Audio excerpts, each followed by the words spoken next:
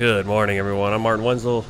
This is Microsoft Flight Simulator. Glad to have you here for World Tour Flight 266. We're in the Boeing 747 Salty Simulations upgrade. I found the cabin layout for the plane for self-loading cargo. We're not going to be doing the loading and stuff because that takes like 90 minutes and we don't have the time for that. So, but all the passengers are on board and everything. Kind of take a look at that.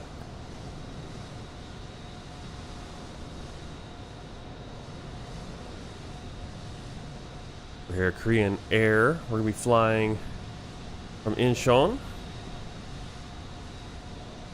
to Tokyo, Japan. Narita International Airport, a bit outside of Tokyo. Got a few planes actually moving around here at the airport today, which is nice.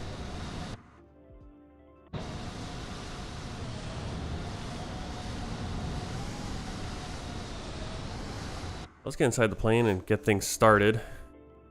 Get things going for this one today. Alright, so parking brake. Make sure that is set. Landing gear is down. And hopefully everything works. Don't have any issues. Otherwise, it's going to be a short stream. We really don't have time to be messing around. Battery. That's the battery right there. Battery on and covered. Standby power selector auto.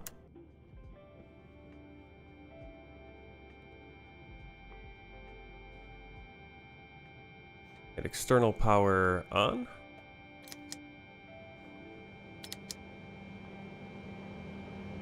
Nav light on. Lights are down.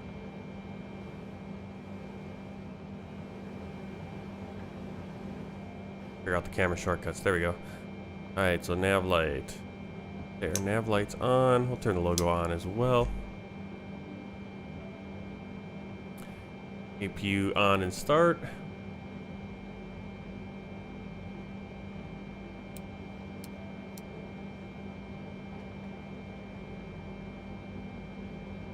And APU gen on when available.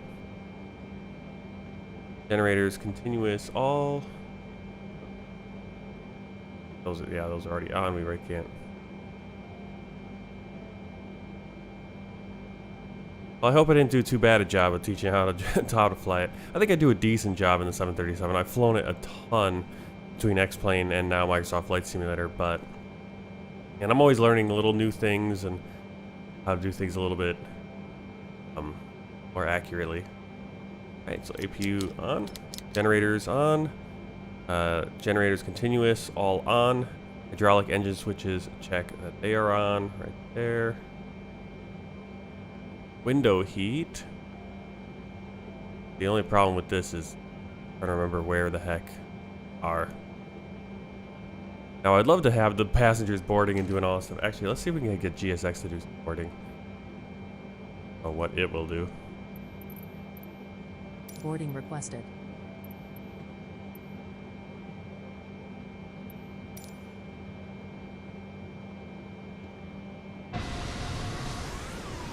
Okay. Just further away from the gate. Nice. Okay, I hope that these other planes are going to start moving. They're just not sticking around. Got another 747 right over there.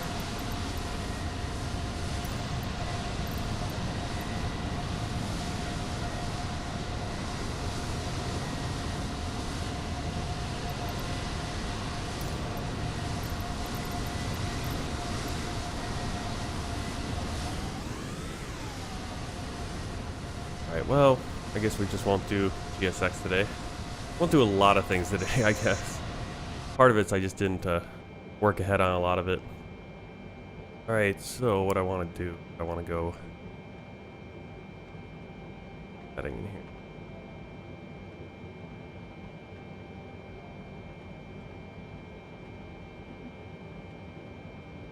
We're looking for the windshield.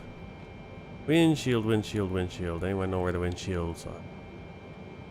Yaw dampers over here. X. Window heat, there it is. Window heat, yaw damper on, they're inoperable right now.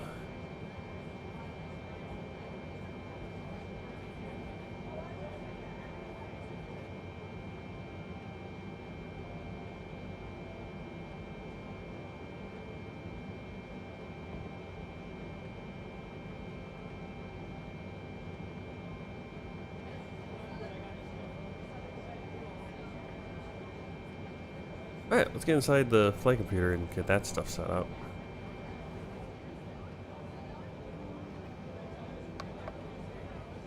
Little stuff like this. Brief.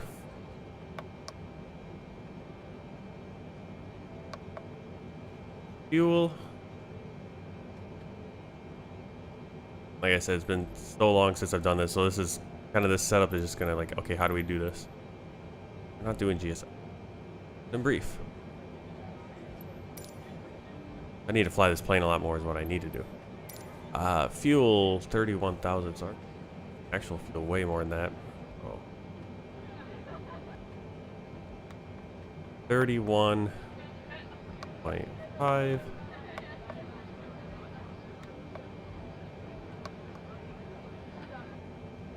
Defuel. Ground to cockpit. Go ahead. Pilot eye.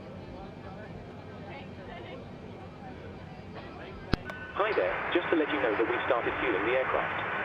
We'll let you know as soon as it's completed. Roger.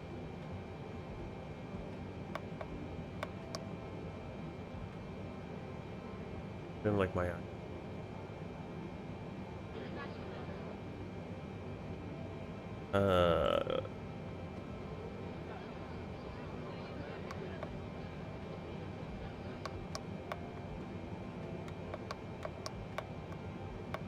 If I see strange sim briefs on mine, it's because you guys stole my sim brief.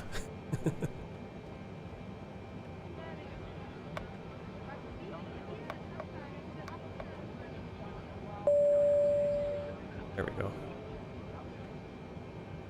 So we're defueling. Let's just do an instant. Get that down.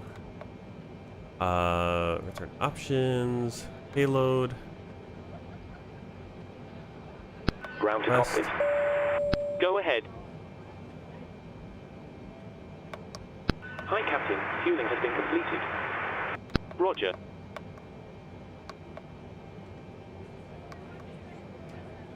Oh, okay. Even board through here. That's cool. Do fast boarding. Pretty cool. Yeah, that all matches up.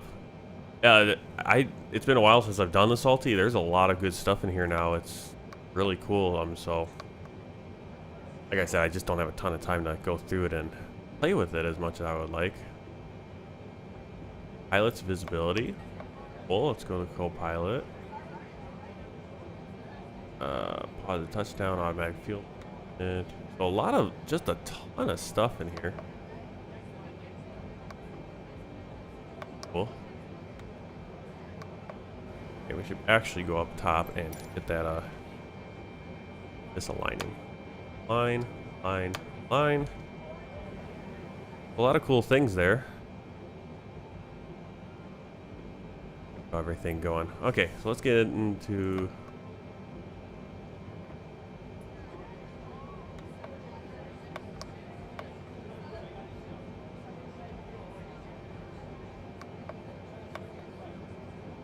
FMC.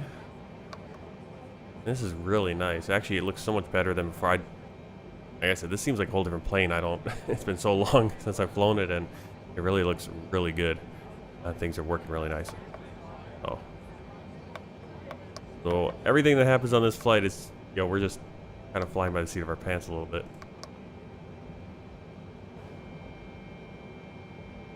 Nav. See, there's the co-pilot.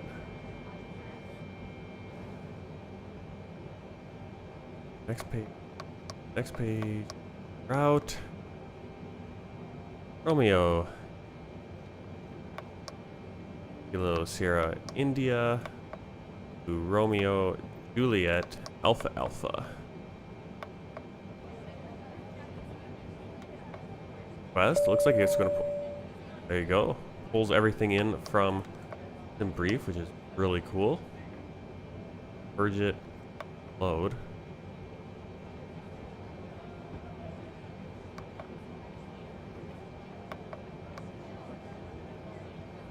Alright, so let's see what happens. Okay, it didn't really load the whole. Oh, no, there it is. Oh, cool. Okay, so Agoba, Yankee 697, Pilot. Okay, why is it giving me... Oh, okay, these are all on the airway. I see what's going on. Planet, the Yankee 51 to Salmon, Yankee 517 to SCAS, Yankee 303 to NTAC, Yankee 30 to Swamp. Perfect. That is awesome. So you can do sim brief with this. That's pretty cool. Performance page. We can do another request, and we'll accept that. So that's pretty cool because in a lot of real life planes, this is, or airliners, this is how they kind of do it. It's you pull it in. This is the 747. I don't think the A380 has dropped yet. Don't worry, when it drops from fly-by-wire, we're going to be flying it. Okay, so right there we have our gross weight. 283, a little different than our takeoff weight for some reason. Fuel, 0 fuel weight, for some reason lower. I don't know where these numbers are coming from, where they're kind of off a little bit. Reserves, looks right. Cost index, 320, wow. Minimum fuel temp, or gravity cruise. Right, thrust limit.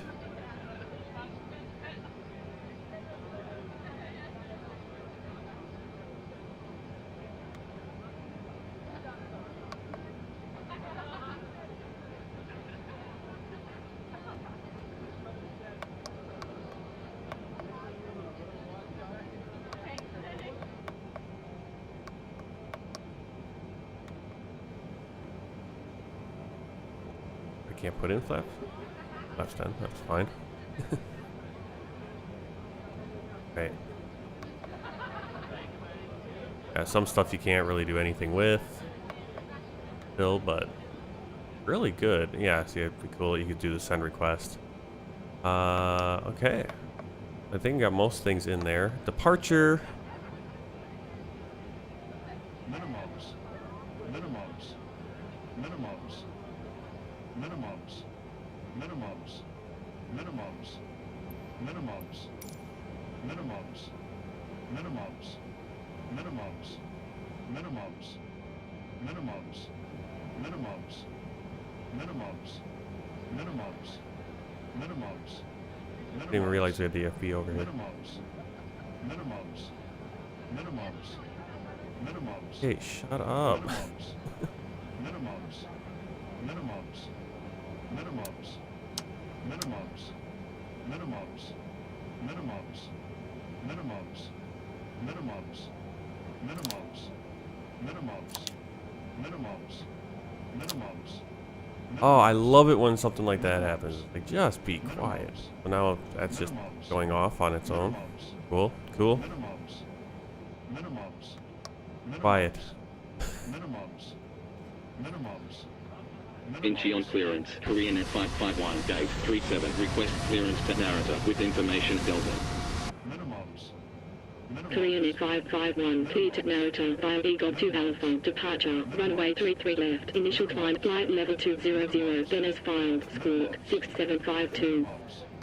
Minimums. Cleared to Narita via EGOB 2 Alpha, departure, runway 33 left, initial climb, flight level 200, then as filed, squawk, 6752, Korean at 551. Korean at 551, read back correct, when ready, contact Incheon ground, 121.92. 121.92, Korean at 551. Minimums. Minimums. Minimums. Minimums. Take off, put our V2 in, 154. Minimums. Minimums. Minimums. Minimums. Minimums. Minimums. Heading for the runway, 33 left. Minimums. Minimums. Like 3. Minimums. Would be nice if that wasn't doing that, but it is. 33 left is 333 degrees. Yeah, I don't know. Well, it's because for some reason GSX wanted to moved my plane, and then I moved it back to the gate, and now it thinks I was flying or something. So sometimes too many little side projects going on at the same time. All right, make sure we got our that. Hey, Jake. Hey, I think where I'm at here. Back flight plan. Your flap standard is 20. Look at the little thing I have here. Tell me how to do. Flaps 20. Makes that speed even lower.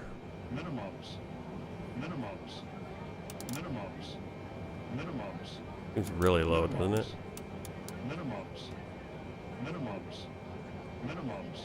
You're live at 8:30. All right, yeah, Jake's live at 8:30, so we'll be hopefully finishing up by then. We'll see. Gonna be close. All right, we got our takeoff data in. The legs. All right, we got our ATC clearance, squawk code of 6752, and I believe go for that.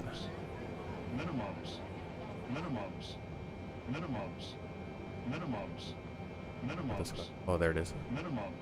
752. Okay. Transponder. Altimeters local. Flight director on. Bank limit auto. Got our altitude heading and vertical speed mode. That. Better.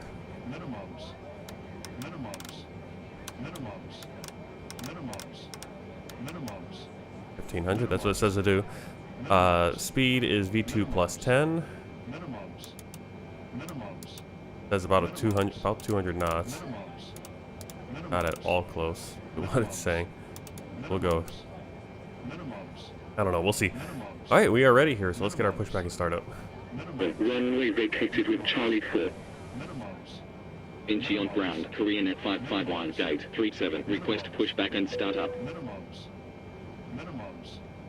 4707, taxi to Good afternoon from the cockpit. This is your captain speaking. I'd like to welcome you on board this afternoon's flight. I hope you're all well. We're currently preparing for departure up here in the cockpit and thought we'd say hello while we finish entering the data into the flight computers. We're not anticipating any delays, so we hope to be underway very shortly. The cabin crew will start securing the cabin once the aircraft has pushed back from the stand. As we make our way to the departure runway, please make sure you're seated and secured as they make their way around the aircraft. The weather is looking good, so it should be a nice, comfortable climb up to our cruise level. Once Weather's we're looking airborne, good. It's there raining shouldn't a be little any bit. issue during our climb. It's a pretty straightforward departure out of the airport, so nothing to worry about there. It looks as though the en route winds are in our favour, so there shouldn't be any issue getting to our destination on time. However, we will keep you informed throughout the flight if there changes. The ground crew have finished loading the aircraft, so if you could get yourself seated and secured, we'll be able to get going straight away. Thank you very much for flying with us, and I hope you enjoy the flight. Hi, Captain. Captain. Alright, beacon. Ground to cockpit. Go ahead. Just give me a buzz if you need anything. Call me when you require pushback. Actually, we're all set to go now. Feel free to get connected. Roger. Ground tow is connecting. Roger.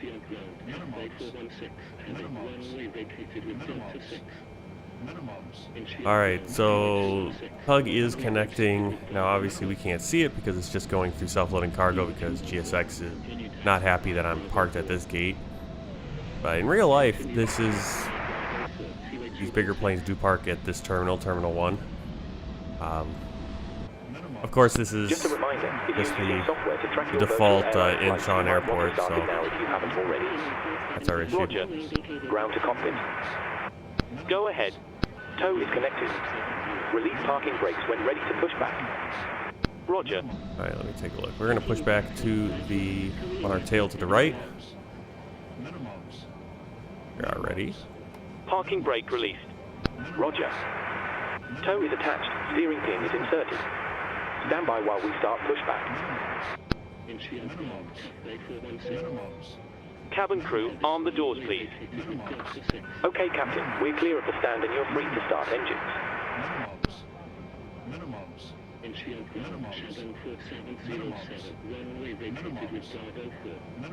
Starting number 3. Roger. Ground, please push so we're facing left. Minimums. Oh, look at all that. That's getting blown up in there. What's going on? What's going on there? Minimums. Minimums. Minimums. Minimums. Minimums. I'll give you a safety video here. Ground, please push straight back.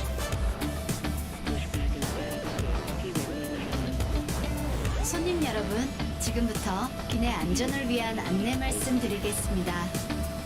휴대 수화물은 좌석 아래와 머리 위 선반에 보관해주세요.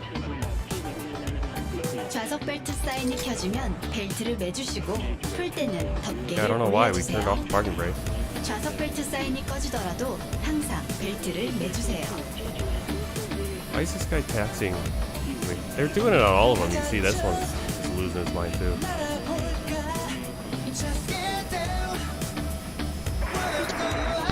Please set your parking brake.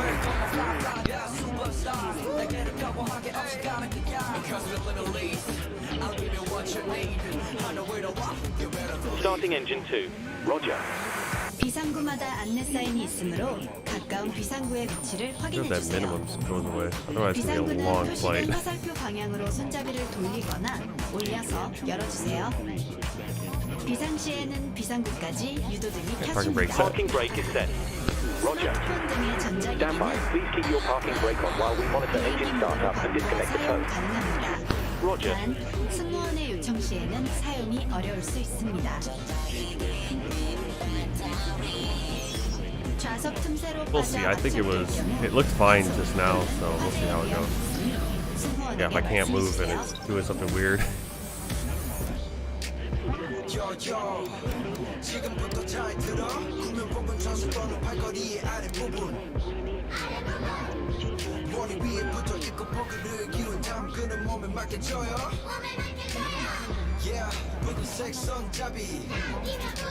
Starting engine 1. Roger.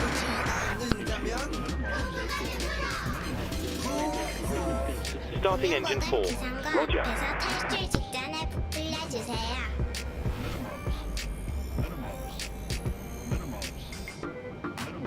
비행기가 바다에 내리면 탈출 미끄럼대를 구명보트로 사용합니다. 비상구의 위치는 승무원의 I 지시를 hope that minimums 따라주세요. thing goes away. Nice.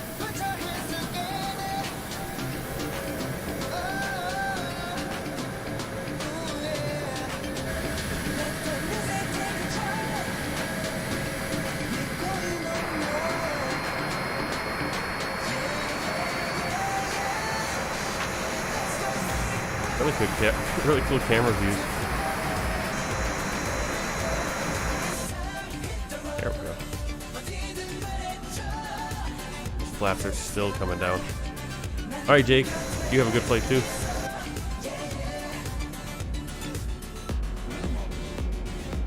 객실 기압에 이상이 있으면 선반에서 산소 마스크가 내려옵니다. 마스크를 잡아당겨 코와 입을 Alright, we have our 완전히 engines. 끈으로 Request taxi 고정해 clearance. 주세요. 도움이 필요한 사람이 있으면 먼저 착용한 후 도와주세요. Scooter 906, heavy, taxi to parking, 695, Charlie 기내에서는 4, 전자단내를 Charlie 포함한 Julie, 모든 Bravo, hold 흡연행위가 short of runway 법에 따라 23 left, 엄격히 15 금지되어 right. 있습니다. Taxi to parking 이륙 69 준비를 위해 좌석 등받이를 세워주시고 테이블이 제자리에 있는지 좌석 벨트를 매셨는지 다시 확인해주세요. KOREANAIR 551, taxi 앞좌석 to holding 등받이 point 속에 runway 보관할 수 33 없는 left, 큰 by Romeo 1 전자기기는 Alpha 2. 좌석 하단 또는 기내 선반에 Taxi to 보관해주세요. holding point runway 33 left, 보다 by Romeo 자세한 1 Alpha 내용은 4, KOREANAIR 앞좌석 Yeah, it's like some of these things where it's like I read the 참고해주세요. Jaguar 2803, hold position. Hold position. Jaguar 2803. Like engine bleed on. Where the heck is the engine bleed? Like things like that, where it's like, where is the engine bleed? Jaguar 2803. Alright, so APU off. Generator off. Taxi lights. Anti-ice is required. Auto brake. Incheon ground, Cathay 416, heavy, runway vacated with Delta 6. Incheon ground, KLM 845, heavy, runway vacated with Charlie 4. There it is. Auto brake. The bleed is all off, so I'm trying to find those bleeds. Flaps, takeoff, ground spoiler, armed. Hello. Hi, Captain. There is required flight controls. The cabin is secure for takeoff. Thank you. I'll get the seated and secured if you give us the word. I will, no problem. Bravo, Alpha 9, Alpha, Romeo 8, Romeo 1, hold short of runway 33 left, 15 right, KLM 845, heavy. Unless if I can find the bleed on here. Bleeds. Battery, generators, hydraulic pumps, those are all auto.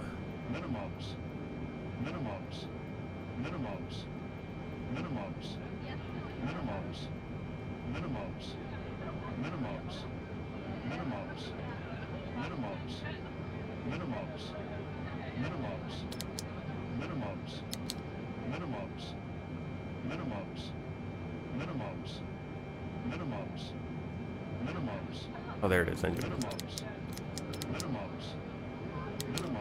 EPU bleed off, packs are all on.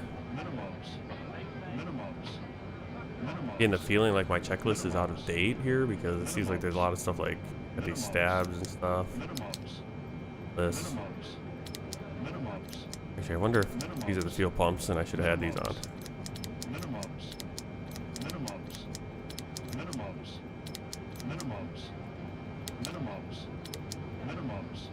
Alright.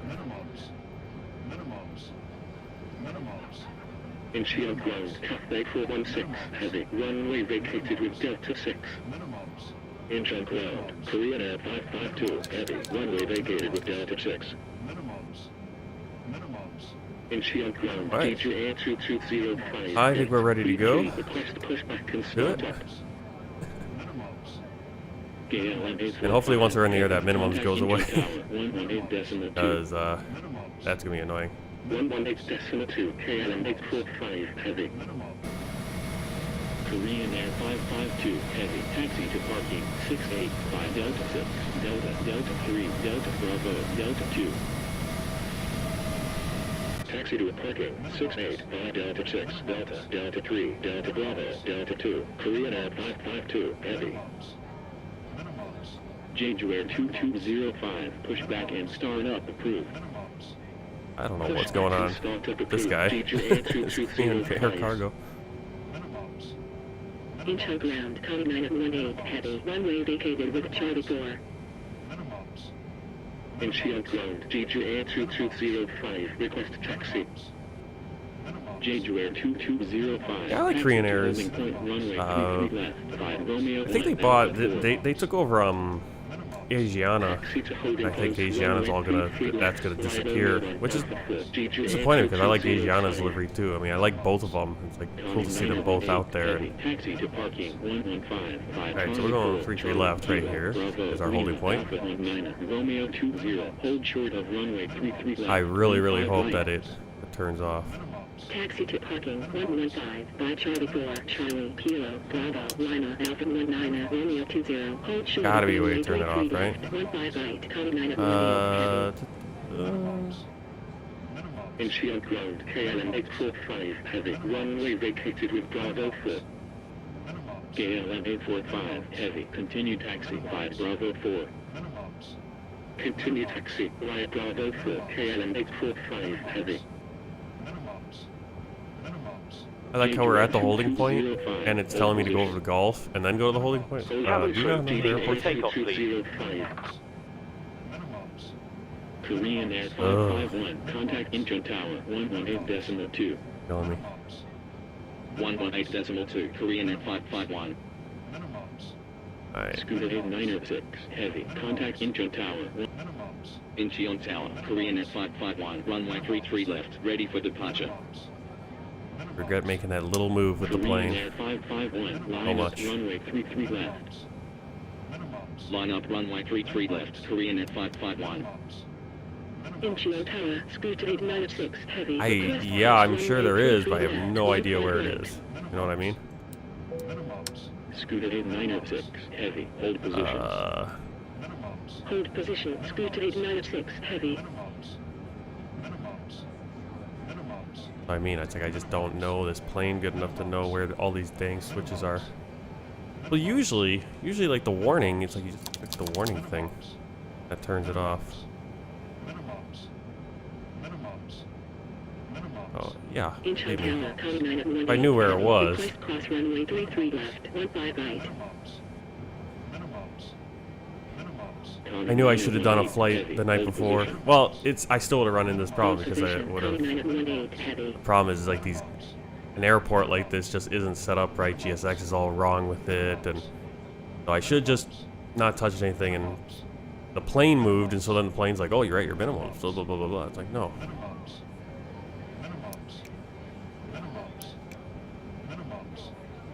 I don't have any minimum set, so I'm gonna be in.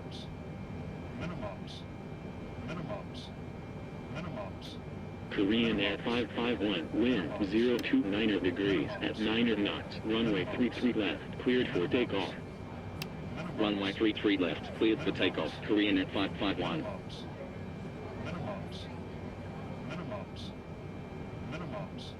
Here we're cleared. Okay, this dude's gonna stop. Auto throttle armed.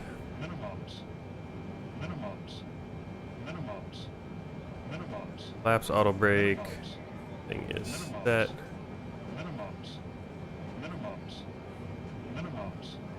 Incheon Tower, GGR 2803, runway 33 left, ready for departure. JGR 2803, hold position. Hold position, GGR 2803. Oh, what happened to my... Oh, there we go.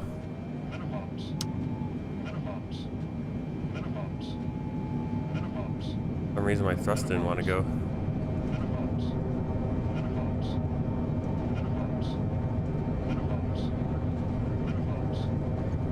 Considering we're above the minimums.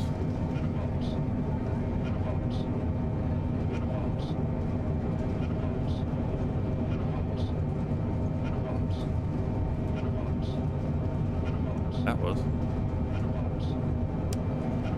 Scooter 906, heavy, cross runway 33 left, 15 right, wind vacated, contact ground. You're up. 121.902.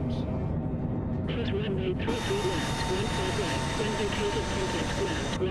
121.902, Scooter 906, heavy. Incheon Tower, China 7315, request cross runway 33 left, 15 right. China Southern 315, hold position. Hold position, China 7315. Korean Air 551, I believe that contact thing's Seoul, still going. 125.15. 125.15, Really? Korean Air 551. China Southern Cabin crew, resume duty. Seoul departure, Korean Air 551, EGOT 2 Alpha, departure at 2,900, climbing flight level 200. Korean Air 551, radar contact, continue climb flight level 200. Continue climb flight level 200, Korean Air 551.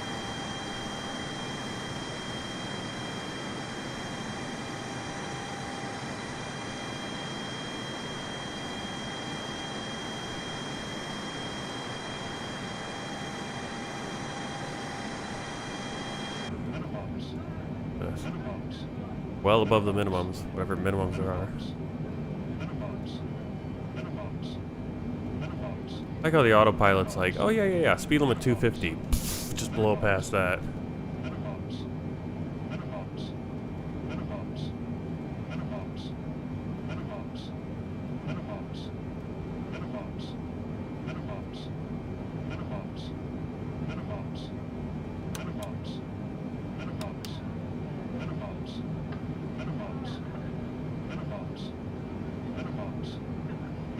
I mean, I guess the plane just goes as fast as it wants. So that's kind of weird, autopilot. Yeah, brake 250, even though we're in this plane, can we?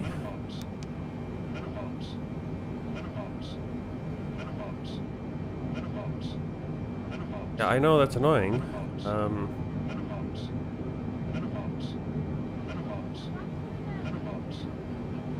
it's really cool, like the Salty has the pilots baked in. You can turn them on, both on. I have pilot turned off, so we're not like in our own head. The warning loves you. It does. Ladies and gentlemen, please keep your seatbelts fastened while the seatbelt sign is on. We recommend that you keep your seatbelt fastened. You would think there'd be a way to like turn that off, but Remember that smoking is not permitted. This includes cigarettes. In just a few moments, up. cigarettes are in flight service, offering you the chance to purchase from our selection of fresh food available today. All details can be found in your in-flight brochure. You can also purchase a selection of hot beverages together with drinks and snacks from the bar. We accept payment in pounds.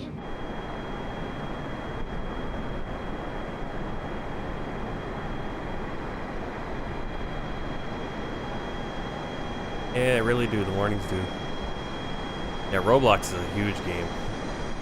Basically anything you want in Roblox, it's probably a version of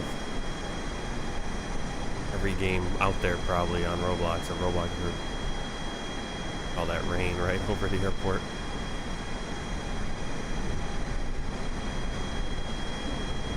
I'm definitely gonna have to do some more flights in this plane. Especially with everything upgraded, and kind of learn it better. And hopefully not have a whole flight where we're listening to this for the whole dang flight. Also trying to figure out what's going on here. I was sworn that this turned on before. Let me...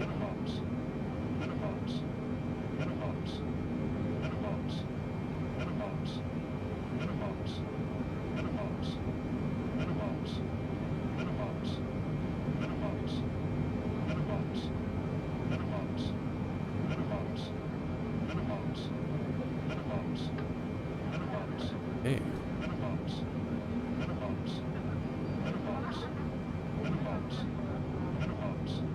Yeah. Get it. So departure GGR 2803 Nokia 2 Alpha departure at 2600 climbing flight level 200 GGR 2803 radar contact continue climb flight level 200 continue climb flight level 200 GGR 2803 KOREANAIR 551 contact Incheon center 125.45 125.45, KOREANAIR 551.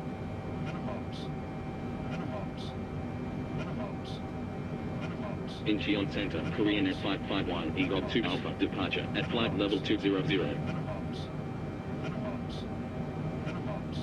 KOREANAIR 551, radar contact, continue climb flight level 390.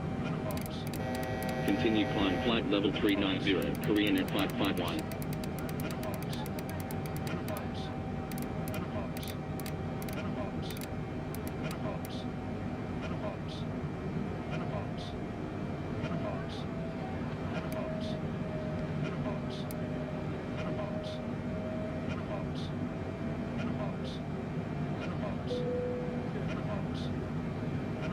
Oh, that's really cool.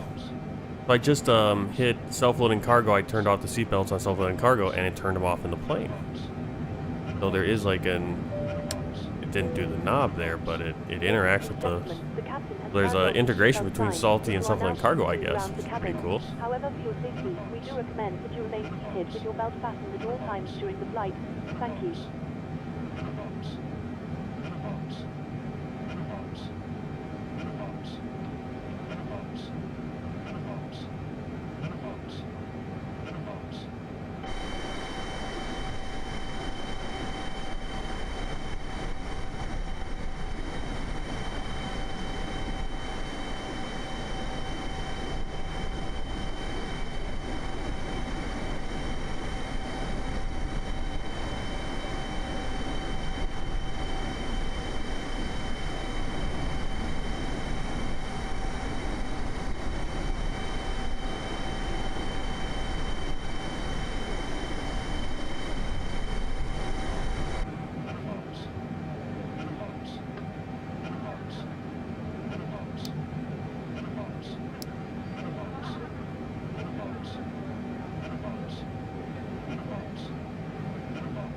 Affected by the stupid minimums thing.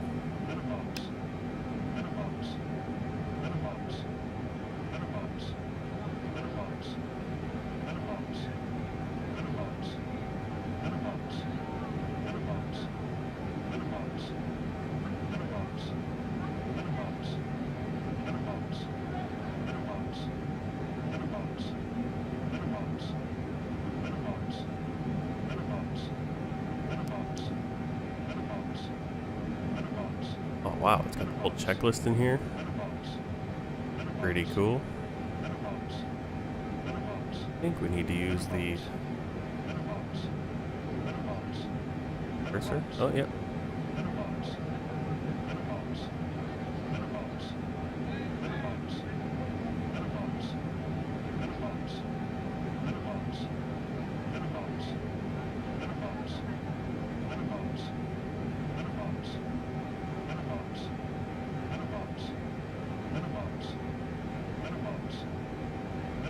Oh, it's already complete. Landing gear and flaps up. Okay.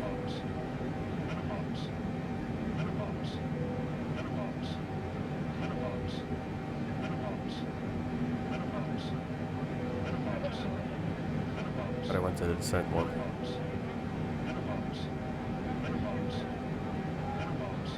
There we go.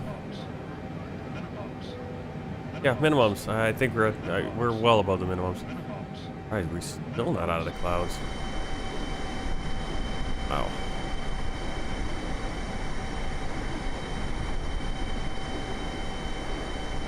Good weather. Oh, yep, there's a big storm going. There. Northern China. Northern China over the... I don't know what that... Bay or whatever it's called. In between Northern China and Korea, but... That's a nice wicked storm going through there.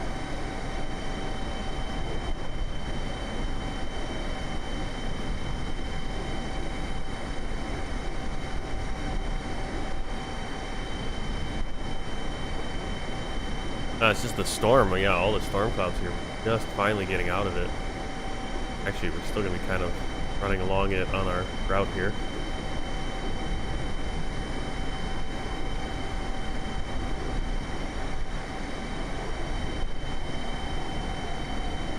So you can see that storm we're dealing with.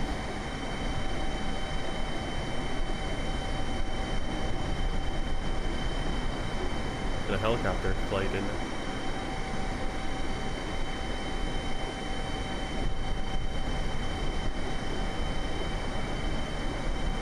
A little bit of something coming off of Tokyo too, so maybe that's going to the east and not to the west.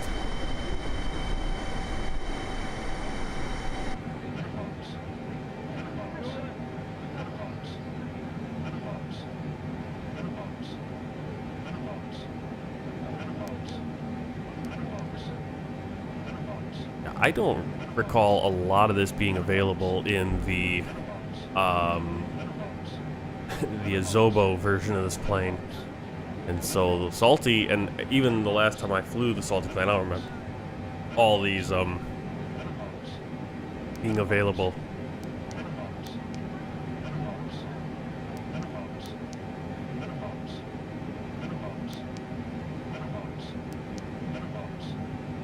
Oh, pretty cool. Okay, doesn't look like there's hydraulics. We do have all the doors. Gear, landing gear, info.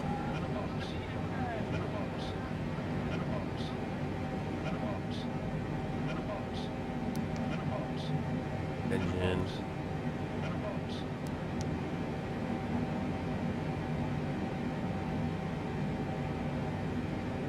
Oh, that did it. Something. Or we just got past the minimums, I guess. So I guess we'll see on our way down if we get past like 28,000 feet, because that's where it seems to go off. Be interesting. Starting the flight during service. If you please ensure all aisles are clear and bags are placed in the overhead lockers, that would be much appreciated. Thank you. Huh?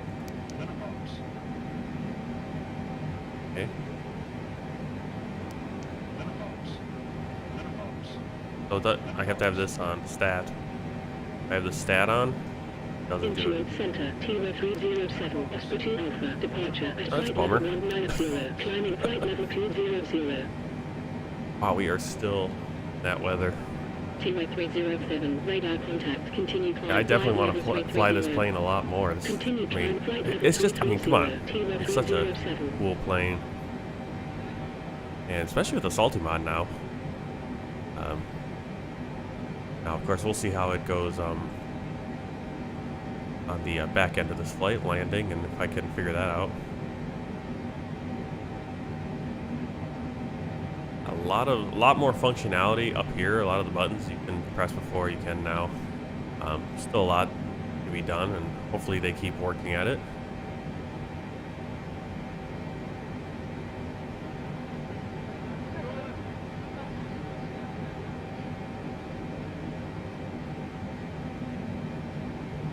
I have been looking at, so maybe Tuesday night, because I believe I have off Wednesday from work, and so we'll be streaming a World Tour flight on Wednesday from Japan, from Tokyo over to Ulaanbaatar, Mongolia. That's going to be about a six-hour flight, so we'll definitely be using some time acceleration there. Or maybe not, we'll see. Depends on what the plans for the day are. I mean, if I have a 7-hour flight going, I can always step away and do other things. But we'll probably be doing time acceleration. But maybe Tuesday night I'll get on and we'll do a long haul flight. I've been looking at long haul flights using the Boeing 787-800, the Kuro mod. But I'm also going to see if I can find some flights using this plane. There's not that many out there. Basically, KOREANAIR is the only one that I think really even does 747 passenger flights anymore. Of course, there are cargo flights we can do too, and in fact, a cargo flight would probably be a quicker thing to do. The self-loading cargo is really realistic with its timings. And so I jumped into self-loading cargo and I said, hey, I want to take off in 20 minutes. I said, yeah, you're 40 minutes behind on your loading then and your passenger loading. And so I had it instant load, but then the passengers are like, well, now you're late because you're taking 20 minutes longer. We just got... And so it's, you can get really realistic if you want. You can sit here for 90 minutes getting your plane prepared. Hey, Aviation Geek. So let's actually pop. So when I jumped in here into the 747, I tried to start self-loading cargo and it didn't have cabin layout. Luckily, if you go to selfloadingcargo.com, they have all the layouts available for many of the planes.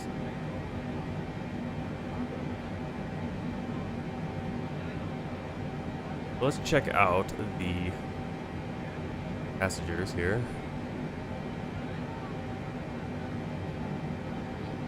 So there you go. You can see the layout, and it. I believe this is. Can I go? Oh yeah, I can. Both decks.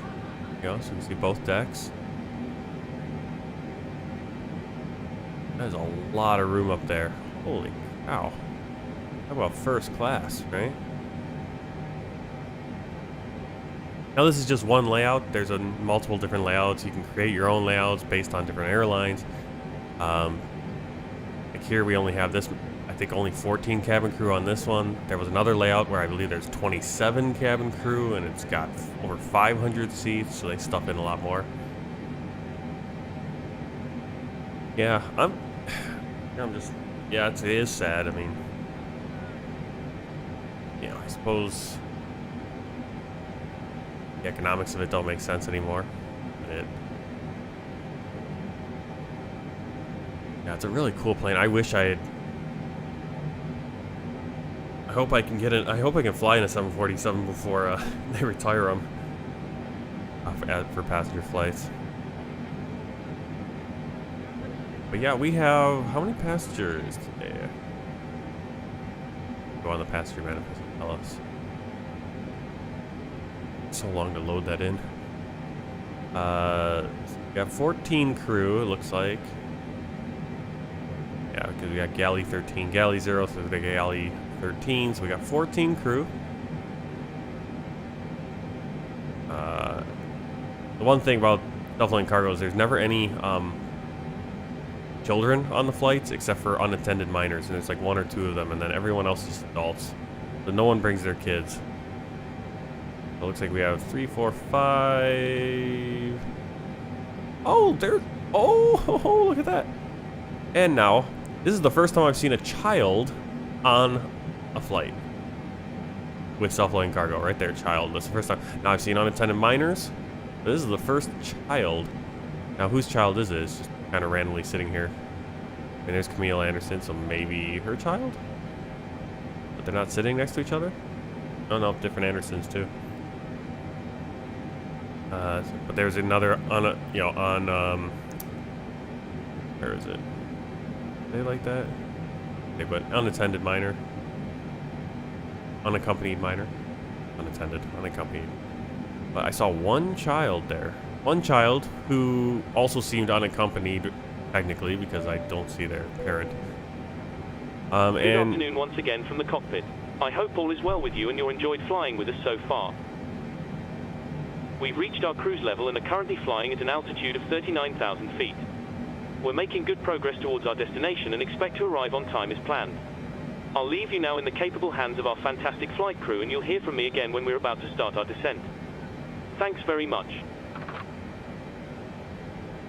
Yeah, and it's a little strange, or I mean, it's a little bit of a disappointment with the self-loading cargo, because I don't know, maybe it's something he's going to be adding, but I could have sworn for this version 1.6 that just came out last couple weeks, finally after 3 years of waiting for an update. One of the things I thought it said was that they had localized passenger names, but if you saw those passenger names, they weren't really Korean. There weren't very many Korean or Japanese names, so I would say it's not very localized. Yes, we're still not even above the storm, the clouds. Even at 39,000, we're still in these higher level clouds. Man, does it look beautiful down there. Look at that. Those mountains peeking through.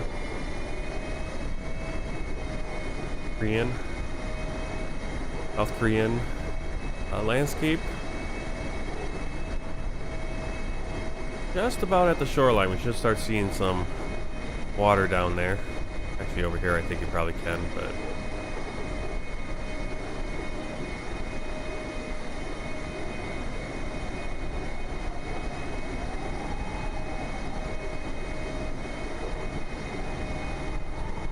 Alright, so we just passed the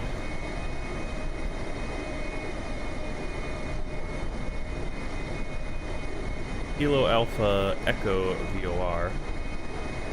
See when I click on it. Oh, there it is. Gangwon Vortex.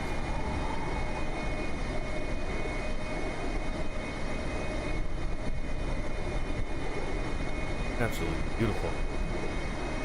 Fans on my computer, on my graphics card, are going into overtime.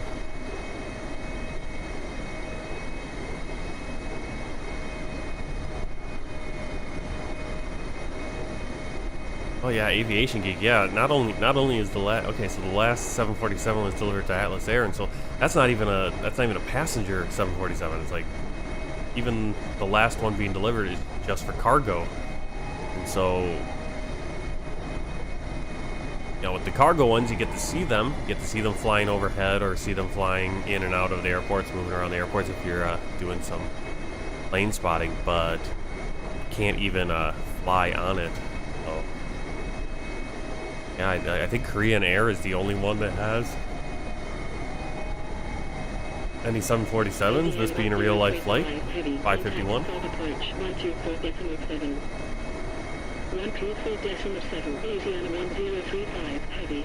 Does Lufthansa? Maybe it does.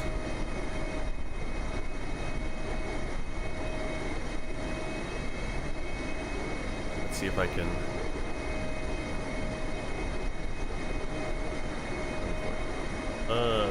flight tracking. Aircraft type? 730... out there.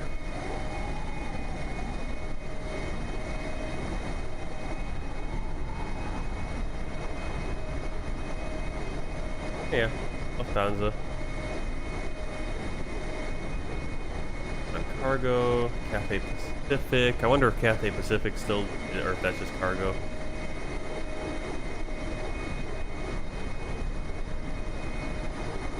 Problem is, it's kind of hard to tell what. Yeah. Well, I have a bunch of flights right here. 716, 402, 498, 754. A lot, all coming out of Frankfurt, going to various places. I'm wondering if those are cargo ones, though. It doesn't. I don't know if there's a way for me to be able to tell. Or I suppose I could look up if I could have.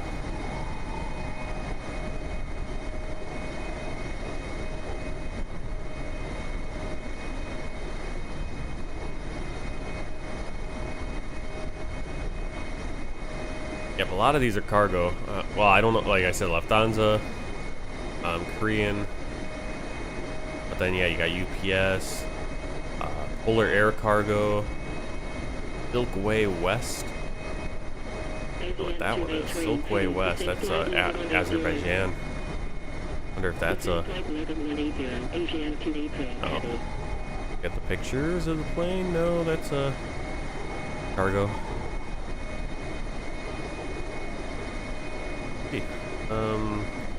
Passenger 747.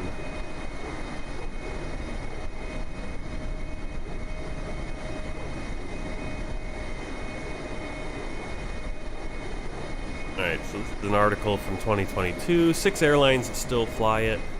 Passenger model. Air China. Saw that, Air China. I'm wondering if I ever took, maybe. No, I would have remembered if I took a 747. I have flown Air China from China. Between China and Chicago, you know, Shanghai and Chicago, I've done Air China at least once. But I think they do. I think I've been on 777. Asiana Airlines.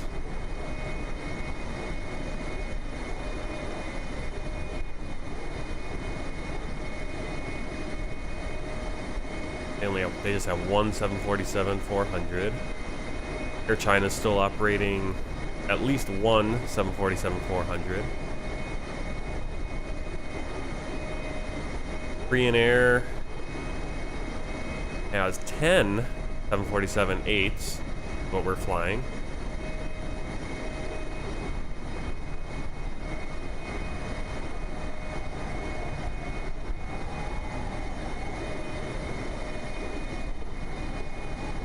What do you mean resend the schedule? Like the schedule for the world tour? Or I'm not sure what you're asking for.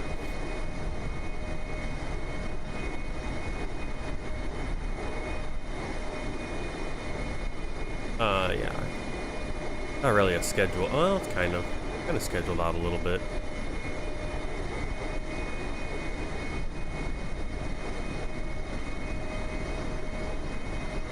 Alright, so really this dock has if you look at it, it's got the world tour, lots of stuff. It's got a bunch of different random stuff kind of on there. A US tour it's got my logbook I'm working on, plane stats, like all the stats compiled, or not all of them, but yeah, that's the schedule. And then if you want the Lufthansa, I know is still flying the A340. I know that. Isn't the 340 like a really like the engines are really tiny compared to the plane, so it looks kind of silly.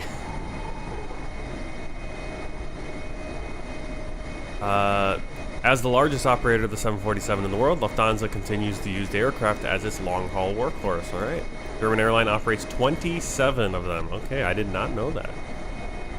Well, that's a good thing to know. I mean, it's a good thing to know, like, which airlines have them. I don't know which airline I'd want to fly on more.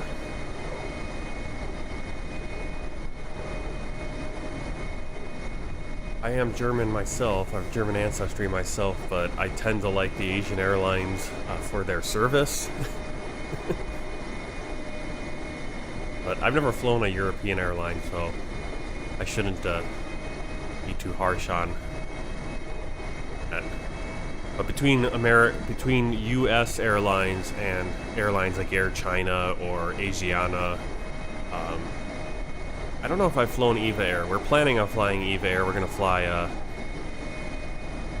fly from Chicago, Chicago to Taipei, Taiwan, and then from there on to, I think, Hangzhou. Because non-stop flights are ridiculously expensive. One-stop flights are expensive, but more in line what I'm used to paying for a flight between US and China.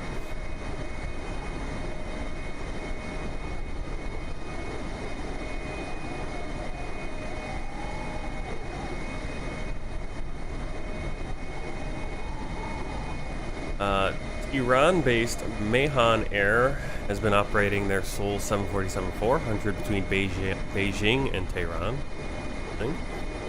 They used to fly the world's last 747-300, but the plane has not moved since 2021. Holy cow, business class.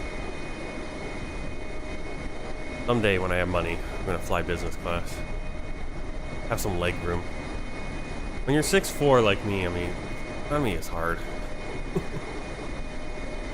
At least long haul economy, the seats are not packed in as tight as domestic economy on those smaller planes, on the 737 or the A320. So even though it's economy, you don't have a ton of leg room. You have more leg room than if you were doing domestic. Now, of course, you are flying a 12-hour flight, and RJAA also flies, which is a subsidiary of Aeroflot. They currently operate 4 747-400s. They make use of the 747 on regular domestic flights between Moscow and Sochi every day. Expect flights to arrival. ILS approach. Runway 33 right. Report when ready for descent. 1109. Jeju 1109. Ready for descent. Jeju 1109, descent flight level 180. Descent flight level 180, Jeju 1109.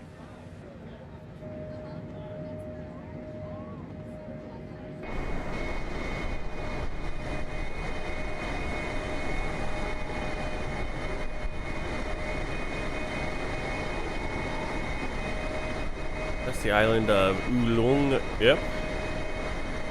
Probably butchered saying that.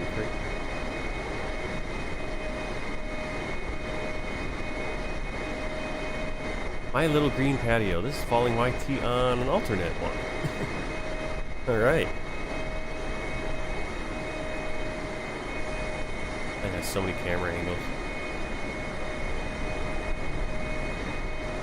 Right, yeah, I completely forgot that I could just jump to a certain camera angle. So I'm going to want this one for landing. This is number 4.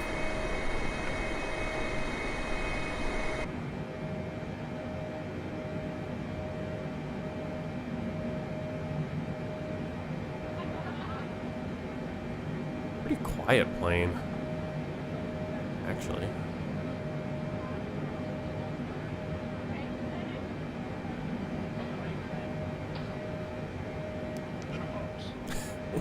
Weird how it's like minimums. Okay, so there's always that recall. What is the recall button? No, I mean, it's kind of a stupid question, I know, but I should know this. But like on the Boeings, it's always like the checklist is like, oh, check the recall, recall button is.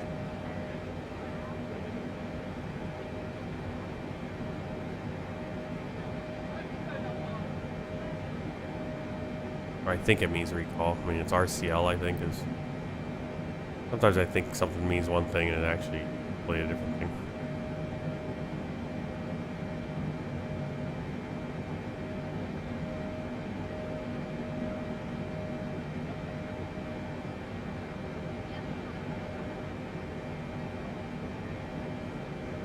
Okay, who was asking about time acceleration yesterday?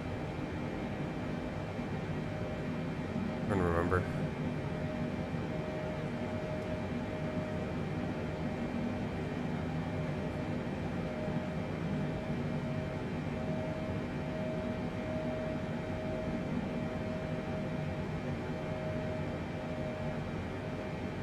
275 will be near my hometown. What flight are we flying?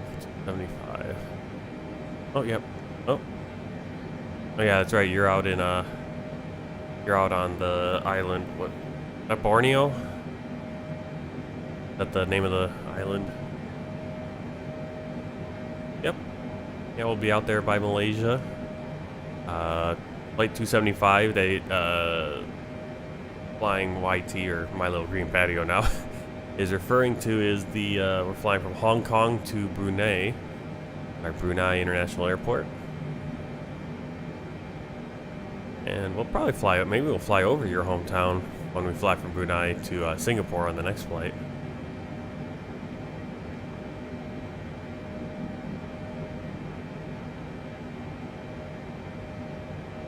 Oh, I'm looking here. I'm trying to remember what flight I did. I think we will, so we're flying, Hi, Captain. Would you like a drink, tea, coffee, or water? No thanks. No problem. Do give me a call. When I did this world tour, when I did this world tour in X-Plane, when I flew, I started in New Zealand and I flew all the way over to Egypt. So I flew, basically what we're flying now is what I did in X-Plane. Everything we're kind of flying now, until we get back to, till we get to the end of this part, is basically I'm repeating flights, but kind of different flights. I'm not flying the exact same flights all the time. I got better flights, or different places, different order. But I remember flying, can't remember which direction I was going where, but it must be just an air route, because it flies directly over where I lived in China. I remember when we flew back from Thailand. I was looking out the window. I'm like, oh, we're flying over our where we live. My wife's like, how do you know that? No one believed me. You know, my wife, my mother-in-law, neither of them believed me. It's like, well, how do you know? And it's like, because it's what it looks like. But yeah, so we'll hopefully see that, and I might have to turn on the Google map replacement so it looks right. And I think we'll see that when we fly from Shanghai down to Macau. That should take us on that route. Icebird, I did, kind of, not really. Basically, I was just hitting all these buttons, and if we're on this page, this stat page, which is kind of useless, really. It's not on, but if you go to any other page, so let's go to the checklist.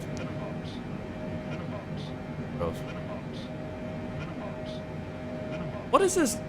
Okay, I'm just throwing this out here. What does recall mean? What does this mean, this on the checklist, recall? This is different, it's got notes also. But what is recall? Is there a button for that on here? I mean, I see that all the time. I'm not sure what that refers to. If I hear a stat, off. Oh, that's fucking weird.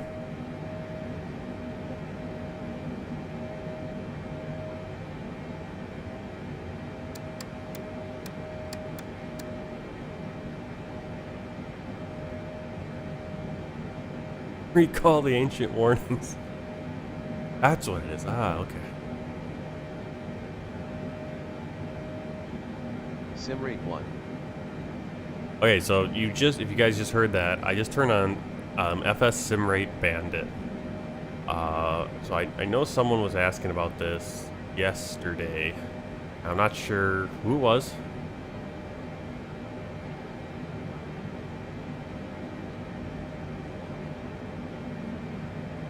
But like here's Sim Rate Bandit. It's just a little tiny little program. You just connect it. You need SimConnect. I think SimConnect's built right in, isn't it? To Microsoft Flight Simulator and everything. You just connect. You can see it's connected now. It'll show you time travel, current sim rate, distance to waypoint. I'm not sure what this is. Like if you can. I've never tried this. I have no idea what this does. But basically, you can now. I don't think you can. Yeah, you can't just type anything in there. I have no idea of what this part is, but this will visually show you. And then if you want to speed up your sim rate, you can go Control R, or what is it?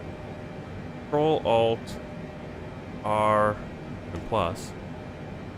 Now you have to be clicked on Microsoft Flight. You have to have focused on Microsoft Flight Simulator to do it. So I'll do that right now. Control Alt R plus. Sim rate 2. You can see time acceleration not supported by SLC. There's sim rate bandit. Now it's at sim rate 2. It does it does an audio as well. You can know that you're in a different sim rate because it's kind of hard sometimes to tell. So I'm gonna do a little sim rate 2 just so I can, because it's getting a little late and Sunday mornings we're a little bit busy here. So. Yeah, someone was asking how do you do time acceleration if you don't have the PMDG planes? Well, that's how you do it. It's Control Alt R and then numpad plus or your numpad minus, depending if you want to go faster or slower. And I would highly recommend, if you aren't paying attention, because you can do it without Sim Rate Bandit, but Sim Rate Bandit is kind of like a nice backup to have that lets you know what sim rate you're actually at. You're at 1 times, 2 times, half time even. I think you can go in slow motion, which I don't know why you would do that. What's the point?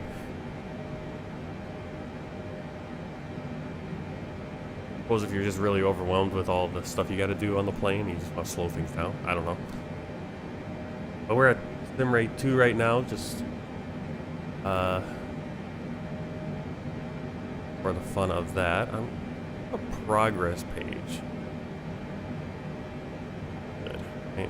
It's always a progress page, right? And so to dish, unfortunately, it doesn't have a descent point. Bummer.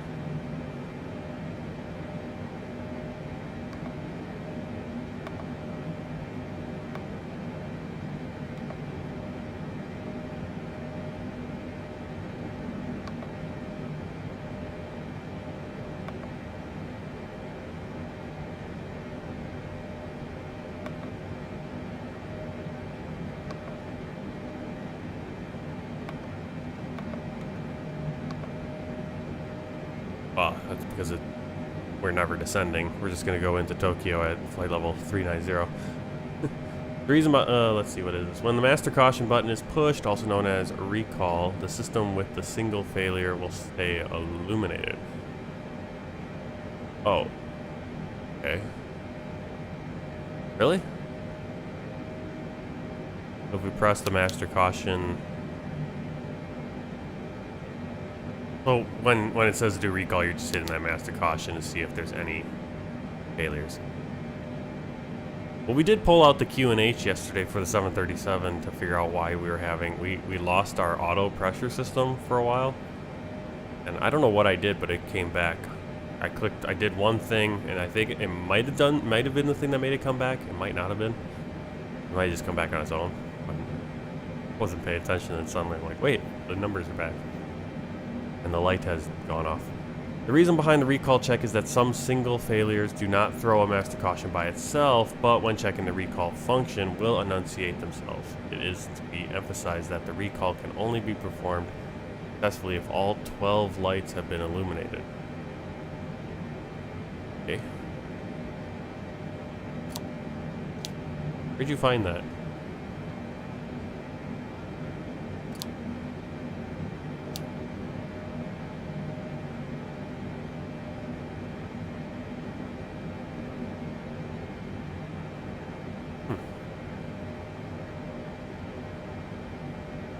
That's good to know.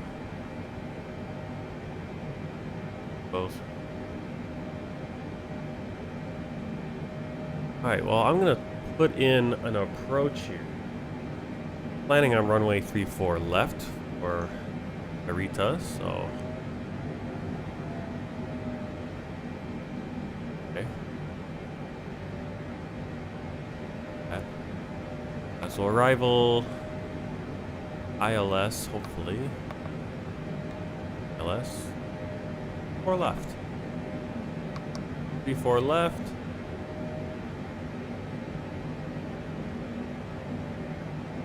Elgar.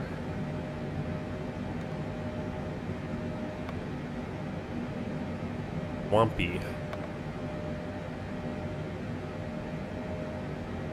Oh, it's very interesting. There's stars here that usually stars are a 5 and then they has a number, right?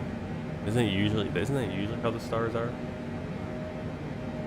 For some reason, I'm just noticing that these stars have 6 letters. I feel like most stars have 5 letters and a number. Oh yeah, I'm noticing here they got Supco E and then Supco T. Maybe that's just how they do it in Japan. Yes. They don't use numbers, they just use E or T or A or something. Okay. Execute. After discontinuity, we do after swamp. Click on Vixen. Up here.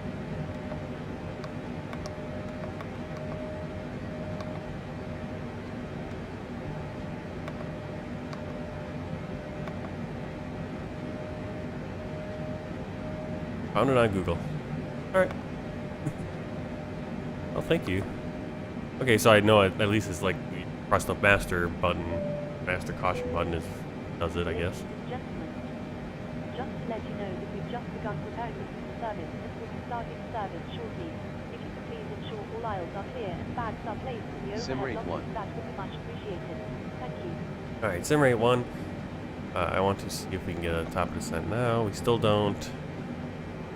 But let's see. ETA is 6:21 Zulu. We have a time. My clock.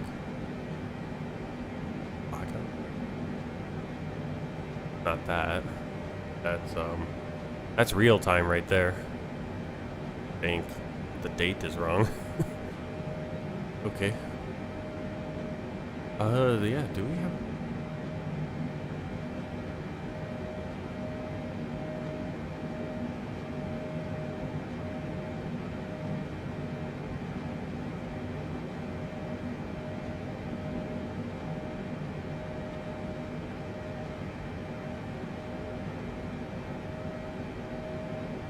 by the nav button. The nav button. That is the nav button. Oh, there it is. Oh. Well, it's not functional. Okay. Yeah, there it is.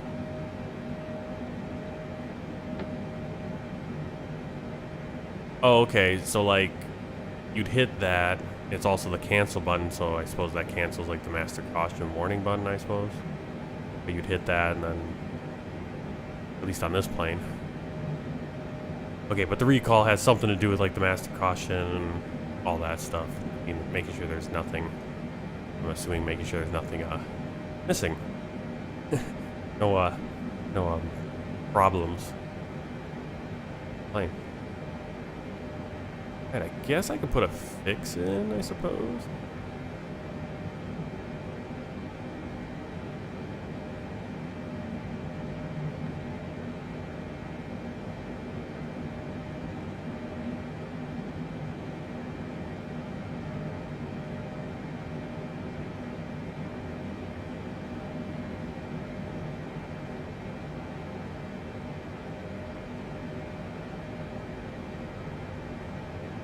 Top descent right there. What is that? That's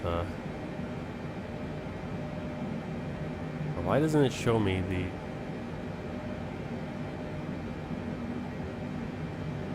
that would be very oh there's the top. 527.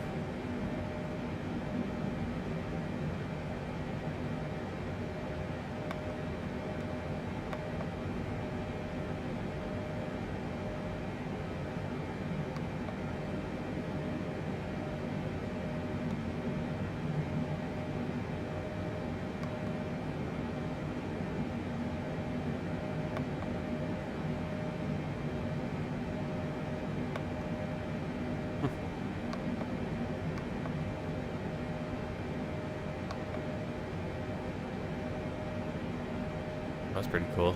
Then you do a position report.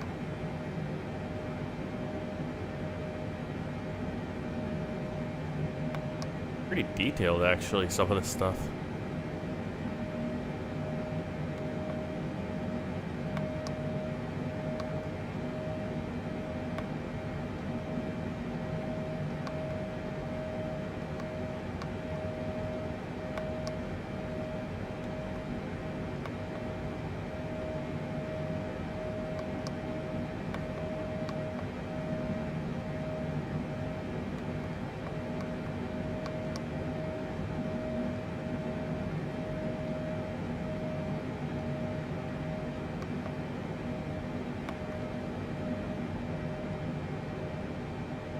You could test it when you land.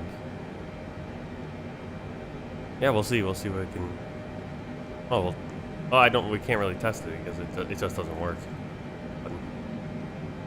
Not active in this plane. I was just curious what that meant on the checklist. Typically, it's not something. I don't have failures on, so it doesn't do anything. X-Plane or Flight Simulator.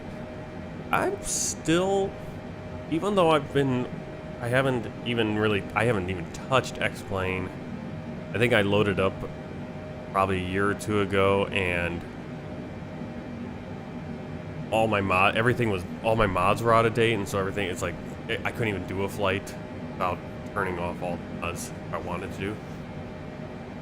But it really brought back memories when I did it. Just like the simple screens, like you just double click on X-Plane and boom, you're already on the loading screen. Sometimes it takes a while to load, but it usually doesn't. It's because I really like what I like about X-Plane is that it's very stripped down like the UI, user interface. I don't need a fancy user interface. I think the Microsoft Flight Simulator user interface is a little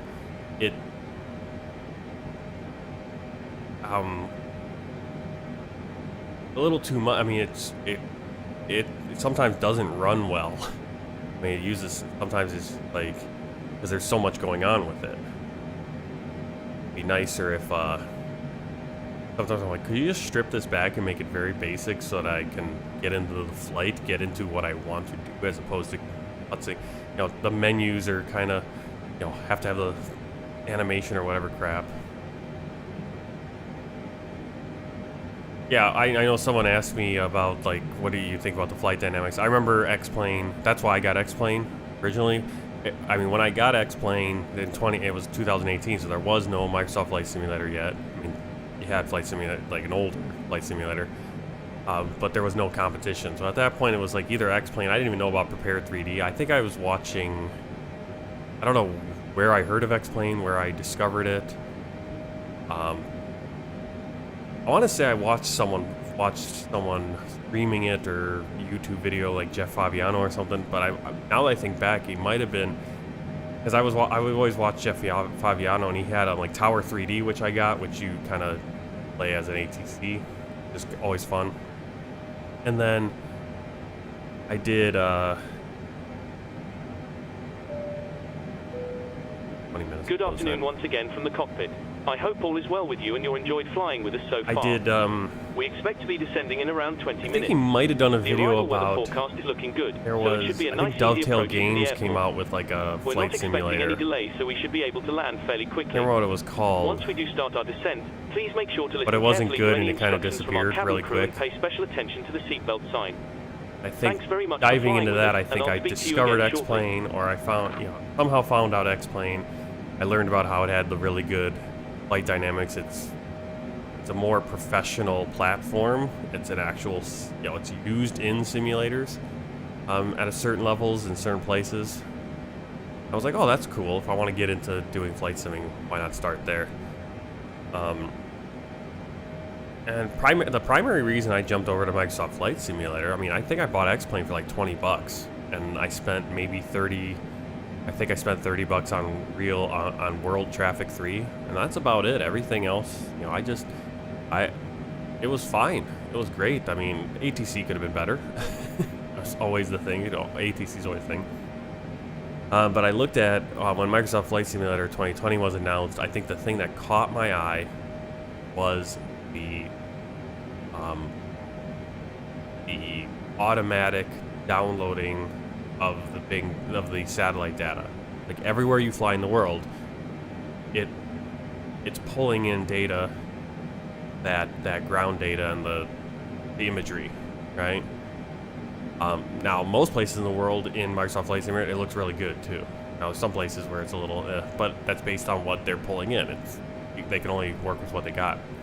Whereas X-Plane, you always had to do the photo, the photo imagery, the satellite imagery. You'd have to download that stuff, and I did.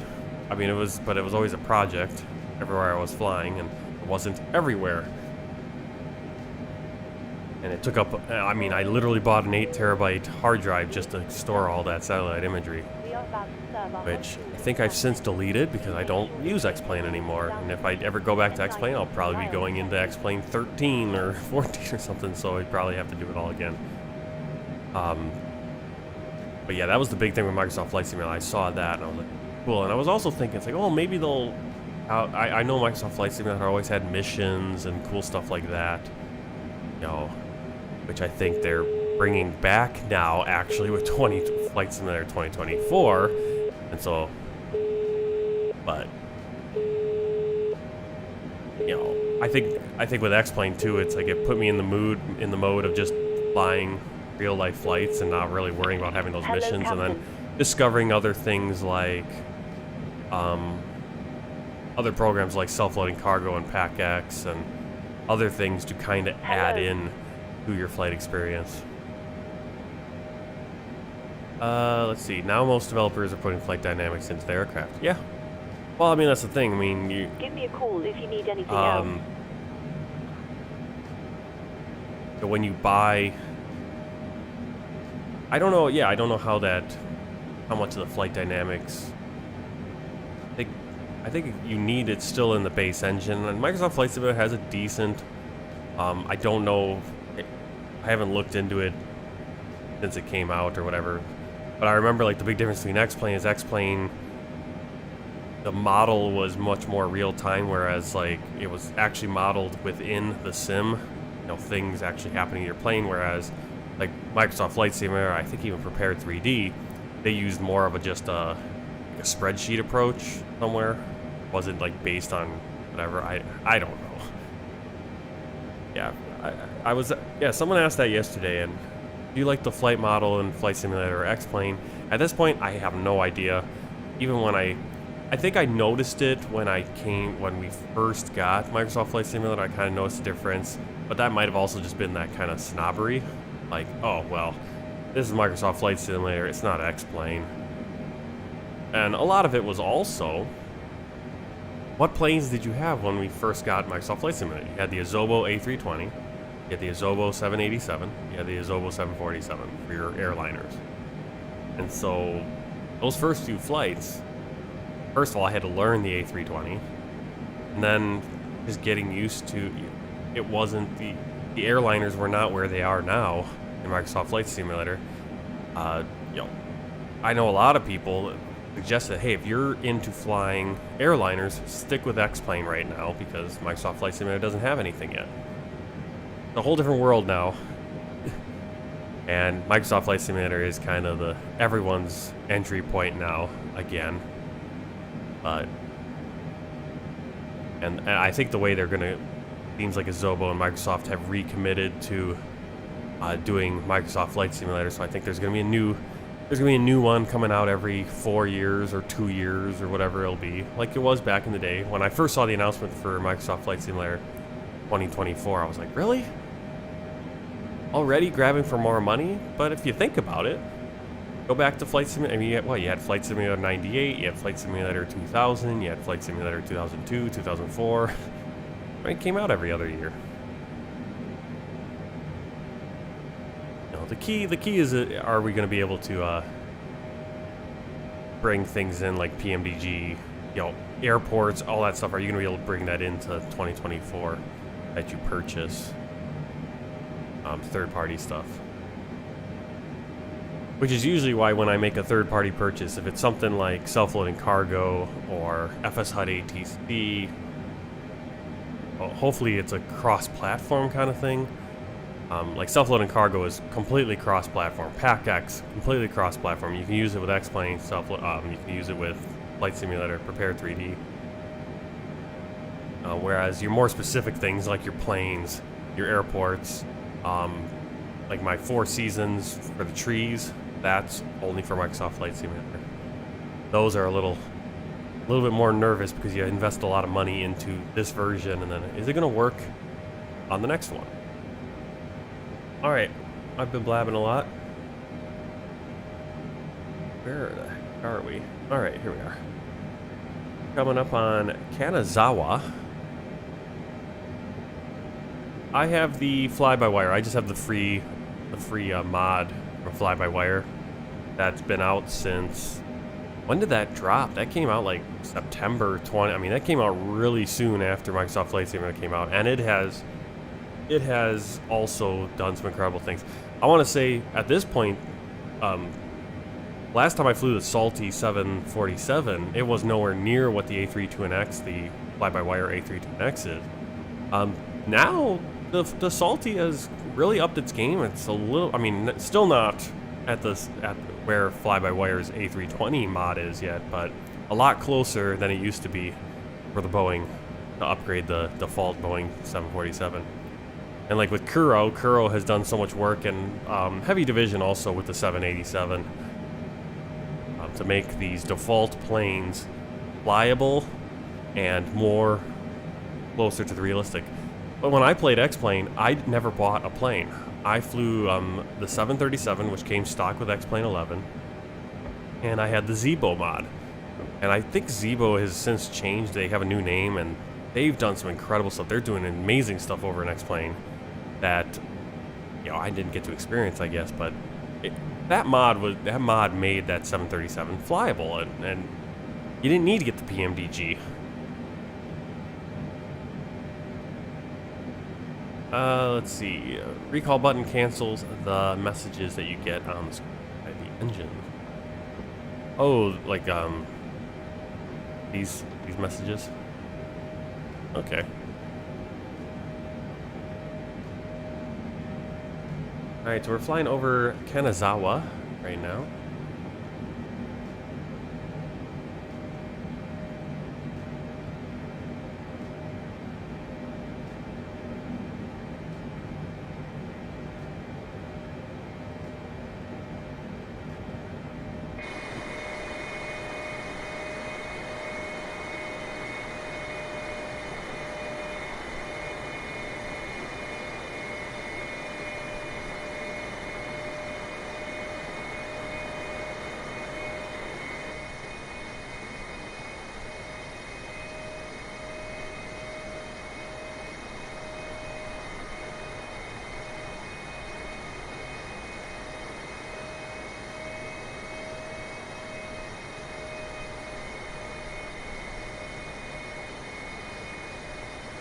I love looking at, I love just flying over Asian cities.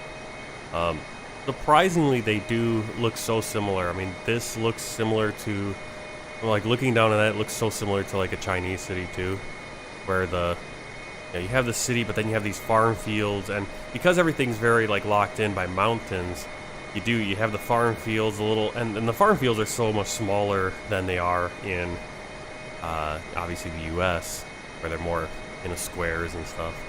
And then suddenly you just have city, and it kind of blends together really cool. And I love it. Let's see. Jake is live. He's cruising. Oh, Mia.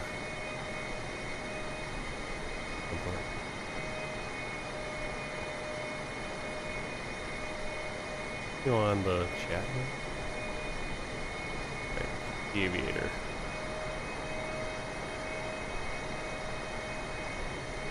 See if I can do this without.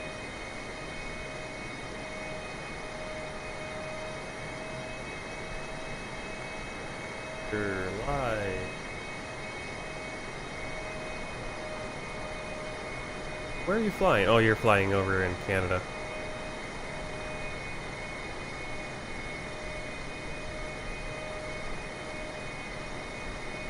Got You got like all the little what call it? I've never really used those because again, X-Plane didn't have them. That's why I never used them too much. But the what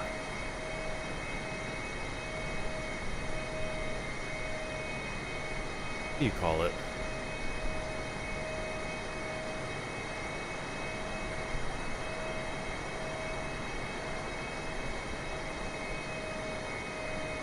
You know your shortcuts, Jake, for the for the cameras. You can go to the you want to go to the showcase camera, you can go hit insert and they'll take you to the showcase camera where you control it using the numpad and what is it, like F1 or no, F and R, two different things. And then if you want to go in and out of the cockpit, go to that external camera or the showcase camera. You just go, insert for the showcase camera, and then insert again will take you back to the cockpit, or end, and they'll take you between the cockpit and the external. If you're on the insert camera and you're in that drone camera, and then you hit end, then it'll take you to like set cameras, and then you don't have to have the camera box up.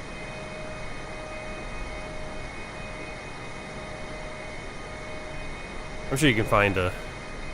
Maybe I'll have to make a tutorial about that. I'm sure there's one somewhere teaching how to use the camera, because it took me forever when we first got into my soft flight simulator to figure out, like, because I would hit the insert, I'd go to that drone camera, but then I would hit end, and it suddenly would take me to some other random camera. So right now we're on the drone camera. I hit insert, I'm in this camera. I hit insert again, I'm in the cockpit. Hit it again, I'm on this camera. Now I hit end. Well, now I'm in this camera. Well, how do I get back to? I want to get to the cockpit. Oh, and hit insert right from there.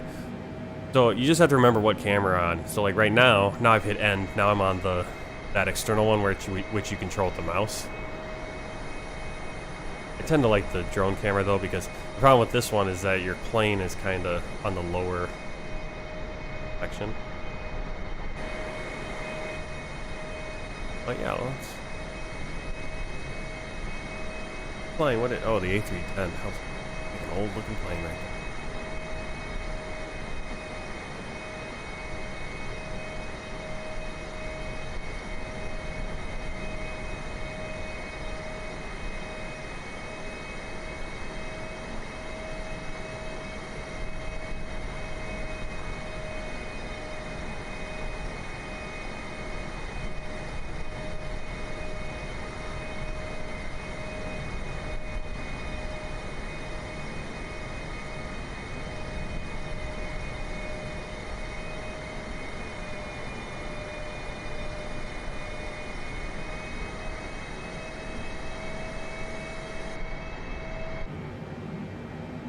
Beautiful. Nice to be flying over in the day to see Japan. Obviously yesterday we kind of flew over in the night. It was also cool to see all the lights. Planes there. Yeah, so we're flying into Narita, which is way, I don't want to say way outside, but it's to the northeast of Tokyo. We're actually not going to probably fly over Tokyo at all, see much of it in this flight. Since we're not flying into Haneda, which is right down in the bay.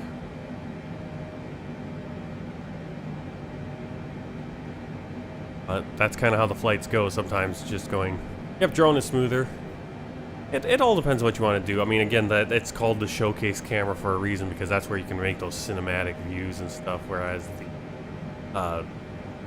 the end one, this one is very good for being able to, like, oh, I want to see something really quick. Right? Yeah, it's not very cinematic about it. But again, depends on what you're trying to do. Top of the sun. That really the top of the sun? What is that? SCAS, right?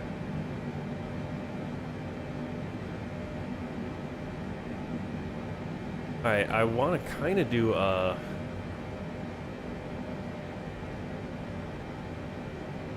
start doing a brief here, but at the same time I'm not exactly sure what we're going to get for our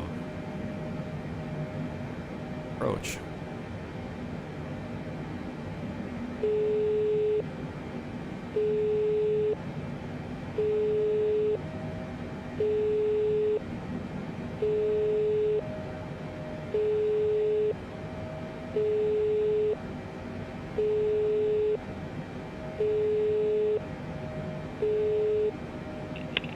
Aye, Captain. Can I call you back? Okay, it took them so long to No answer problem. because they're literally serving food right now to 333 passengers, whatever. Which we can look at. Can I show you what why I know that?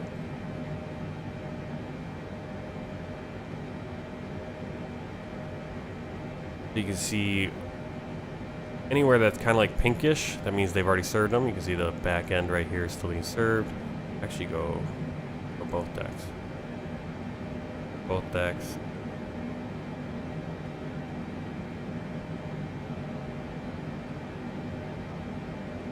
Oh, that is, what is this? This is considered, the upper deck considered business. Okay, so that's your business section, and then lower deck. Oh, it's also, I feel like this is like more first class, even more or something. I don't know. Feels like they have a lot more room up there spread out.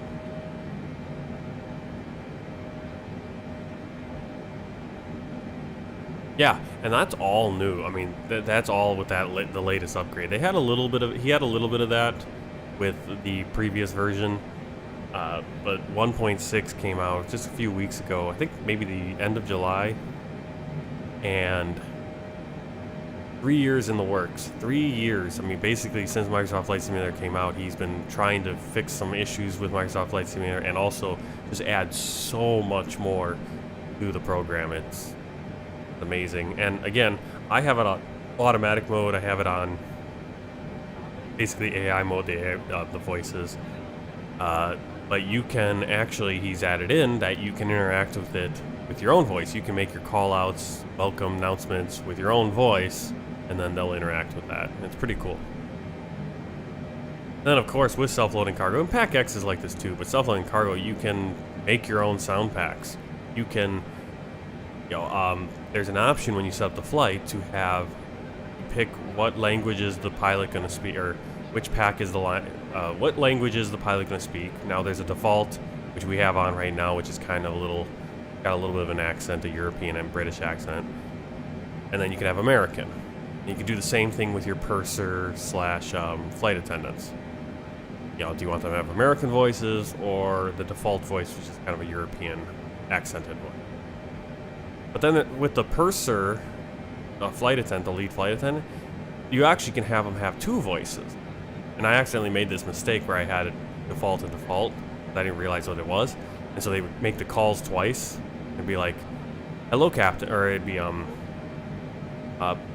passengers, Captain has turned on the seatbelt sign.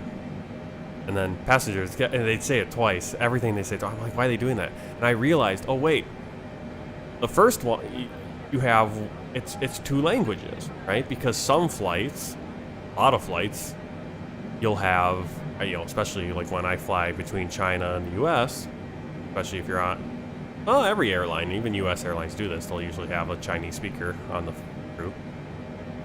They'll make the announcements, then they'll make the announcements in Chinese.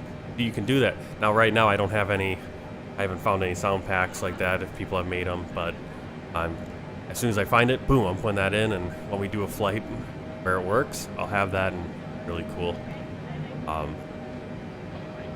That'd be a project I probably would have tried to do when I was living over in China, to make some sound packs like that when I had time.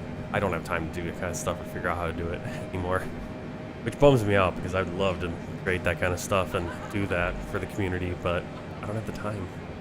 Unfortunate.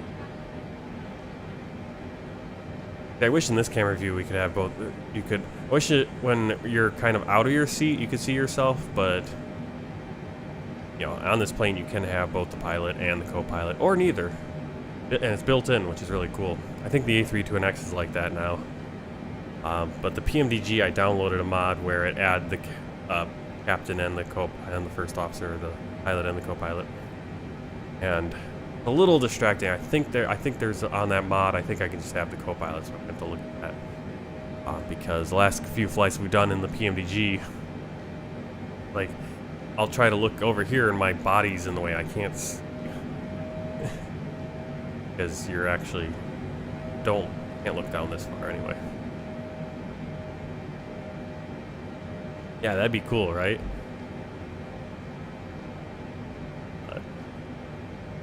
I don't have time to do that, unfortunately. At least not right now. Like I said, maybe someday. That's an interesting section.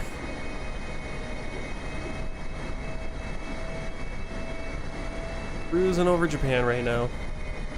Supposedly 12 minutes to our destination. I feel like it's gonna be longer than that. I suppose if we went direct, it'd be 12 minutes from like literally where we're at right now. But Tokyo is actually over there. Flying. Our flight plan right here.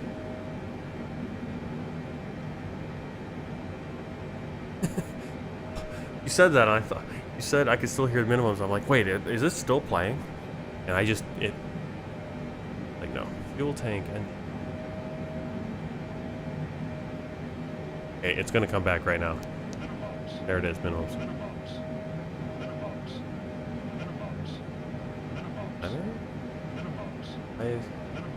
Fuel tank.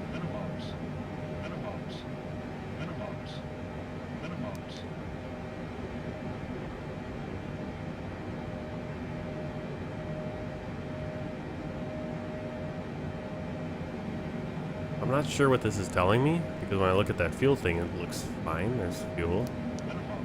Yeah? Or is it because of the center? I'm going to look and see what the heck these mean. Oh, the fuel tanks are fine, so I don't know. Reserves or what's going on here? Yeah.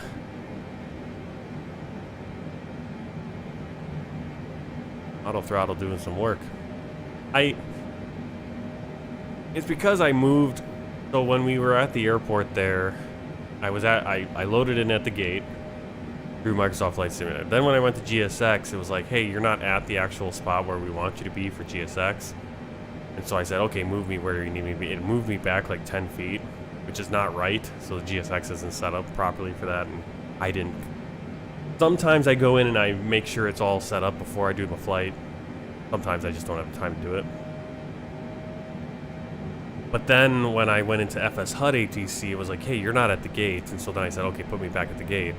So it moved me, and at that point, it was like, hey, you're moving, and you're below the minimums, or whatever. And so it's just started making the call out, and it just got stuck, right? Now, I have no idea why when we hit the stat button over here, and go to this stat page, which doesn't really have much on it, why that turns off the call. I don't know. So that's not something that should happen on every flight. So maybe on Tuesday night I'll do a 747 flight. I really want to fly this plane again, and hopefully make sure we don't get that minimum thing. I don't think that's a problem with the plane where it does it randomly. It was literally I did move the plane around on the ground. I basically slew moded it. I didn't do it personally using slew mode, but various programs like GSX and then FS HUD ATC. Hey, do you want to move the plane to where we want you to have it? When it did that, it confused the plane. It's not something that you would typically run into if you're just going from the gate. You're not messing with moving it. So it's more of a thing probably if you're using slew mode or moving the plane on the ground without actually taxiing, like doing it realistically. You're just moving it, boom, boom, in an unrealistic way. If you catch my drift there.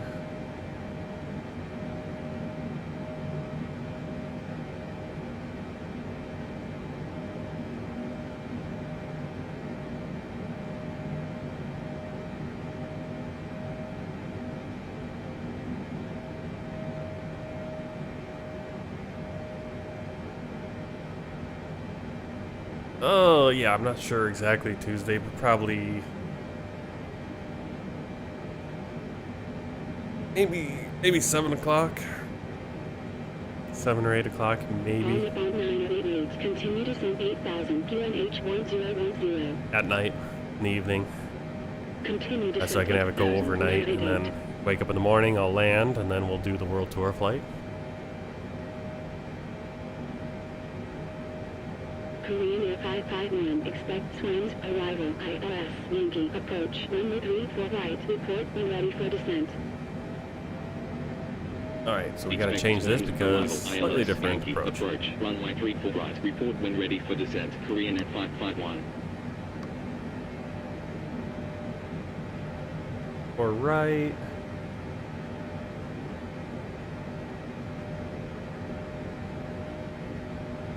Swams Bravo. Swams. And ILS Yankee. Alright, so this is actually a shorter approach. I don't have a oh, where this transition is going from. Still a transition. Swam.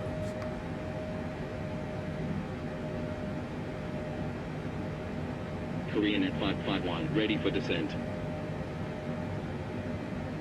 Korean Air 551, descent 11,000, QNH 1010. Tyler is Descent 11,000, technically Korean at 551. and not the transition.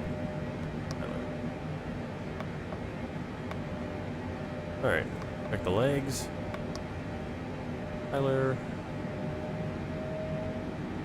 Where's Simac?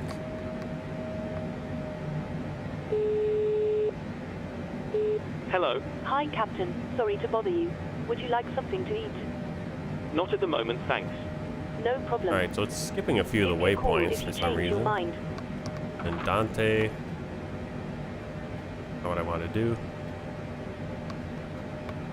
Dante.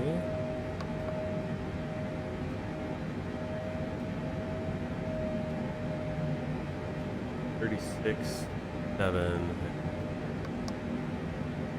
wants the Mac.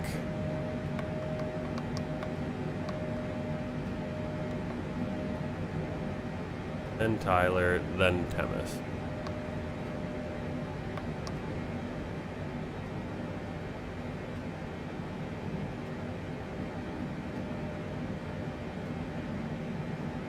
Dante all the way over there. Dante there.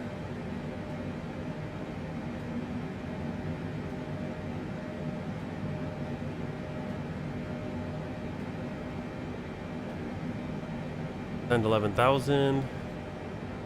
So we're gonna go seatbelt sign. You can see it. I hit it in self-loading cargo and it actually puts it on there. It's pretty cool, even though it doesn't do the actual switch.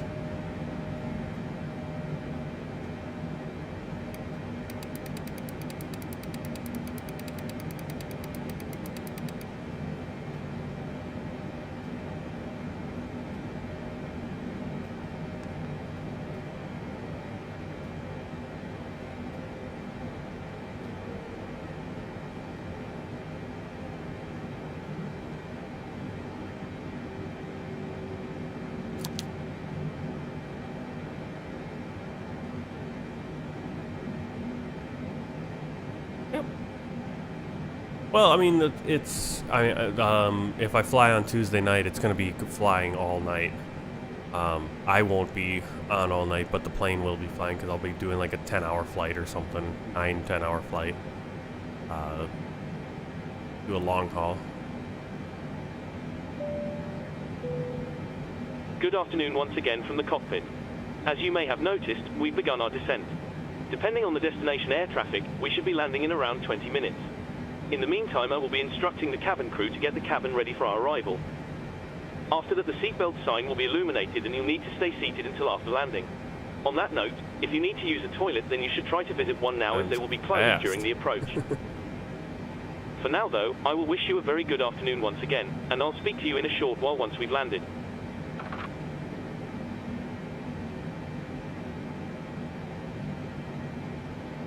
Yeah, our minimum at Swamp is 11,000 though, so suppose that'll give us time if we get descended. Oh, okay, it's doing it on its own. It's adjusting.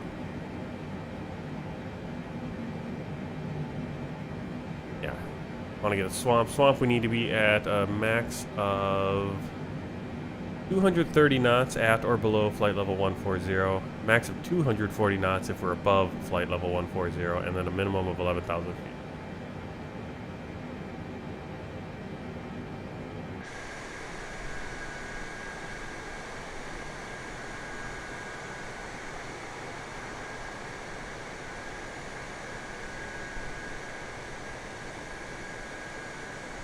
There's something about these big planes too.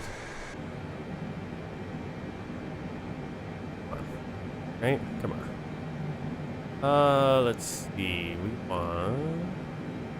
I start doing some.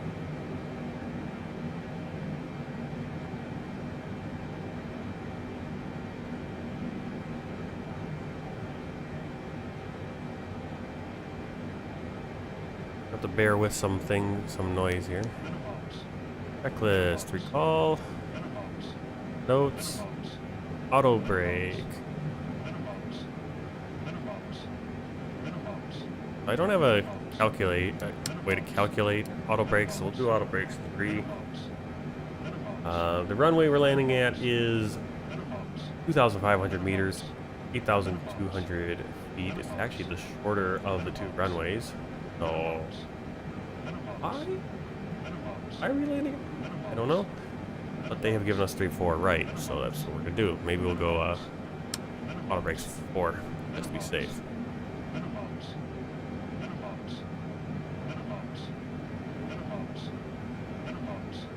Okay, landing data, VREF minimums.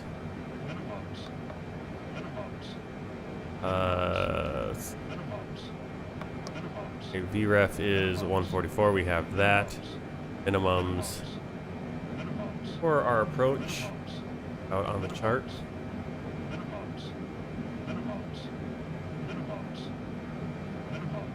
Minimums, I know, minimums is 391.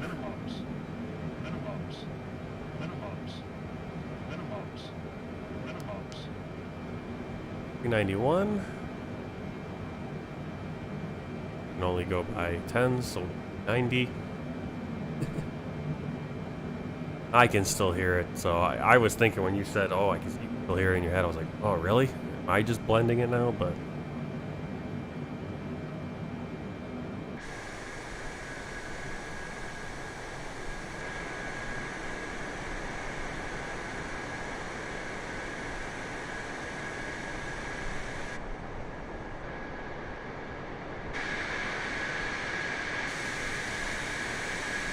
that one. That's a shot right.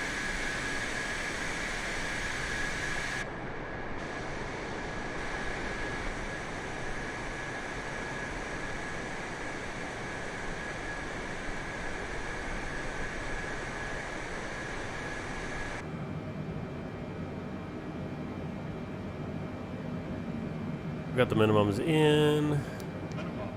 Never gonna be able to say minimum again. Approach briefing.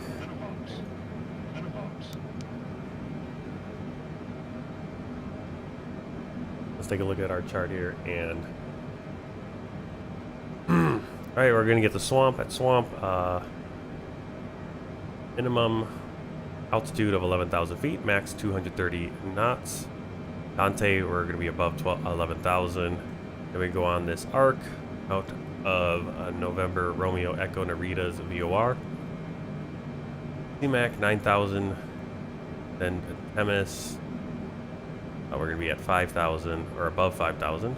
Max speed of 230 knots. Minimum 3,000 feet. A little confusing. Then into our approach. Temis, we're at 5,000. Then we're going to descend to 3,000 to capture the glide slope at Crown.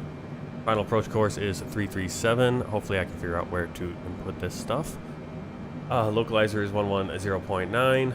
ILS decision altitude 91, minimum right there. Runway elevation 141 feet.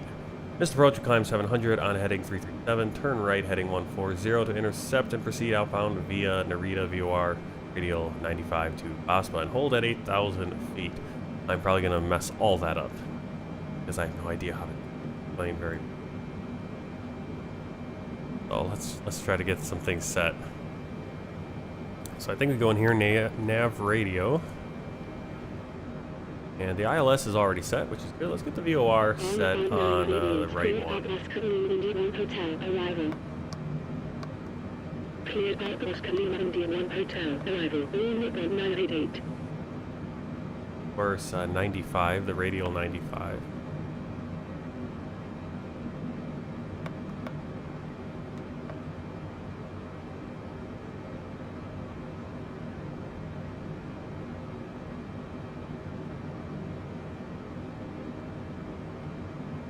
Yeah, there is a view from the cabin. I have to cycle through it. I wish there was a way to like set which views you have on it, because you can do when you're in that set camera one, you can rotate or cycle through going on. I think it's Control Shift A, then forget how to do it. It's so muscle memory, but I know it. Or I think it's A and then Control Shift A or Control A to go one way or the other, and then you can also go Control Shift and you can press 1, 2, 3, 4, 5, 6, 7, 8, 9, 0, and they'll take you to set ones.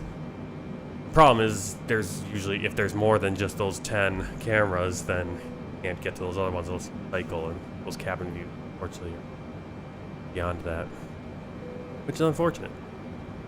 Alright, so we need that. Yeah. Our course. Is the course set in there though? POR is, but how do I put down? This one for my question. That camera view. Video. Is there a course that I put in for the ILS?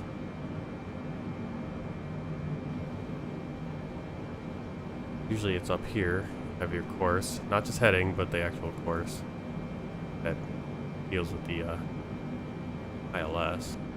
KOREANAIR 551, proceed direct swamp. Proceed direct swamp. Proceed direct swamp. 551. KOREANAIR 551.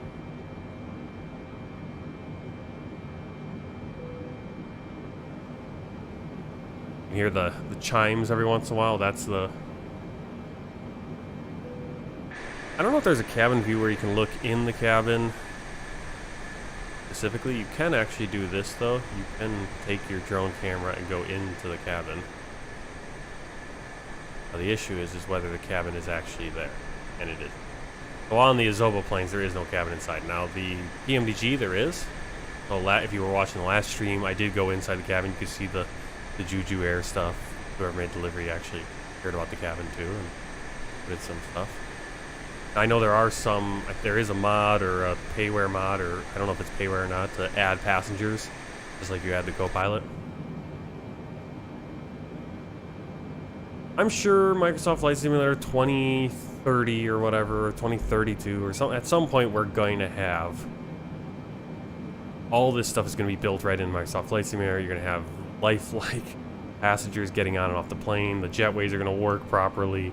You're going to be able to see them in the cabin interacting realistically and actually interacting in the sim. It's, I mean, that's what I want. I want something where it's like everything. I mean, obviously, insanely massive game and insanely massive, but compared to what this used to be, what Microsoft Flight Simulator was 10 years ago, 20 years ago, 30 years ago, I could see it happening. I mean, just a full immersion simulation. Why not, right? Where you have everything being not just flying, but everything around the airport. And select the speed myself. That would be nice. Cabin crew, please prepare the cabin for arrival. Do I do it?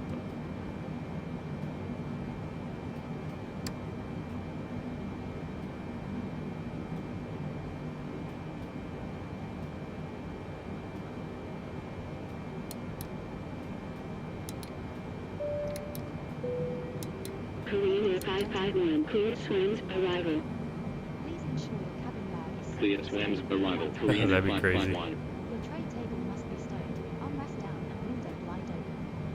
You now need to be seated with your seatbelt fastened ready for landing. Please help us by handing in any rubbish, newspapers, or Okay, how do magazines. I control the speed? The I'd like to get toilets are down now the speed here. Thank you.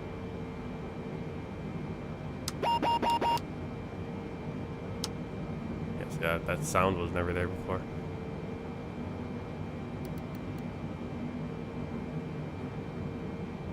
Again, we should be decreasing speed now instead of just hanging at rad. At 230.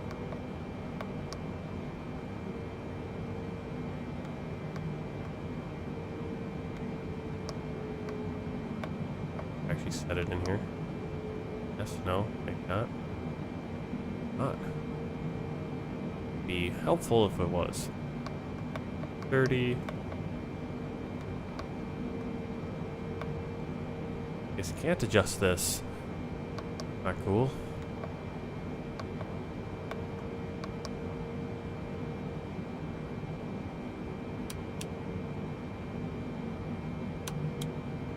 Oh, here we go. Now I can.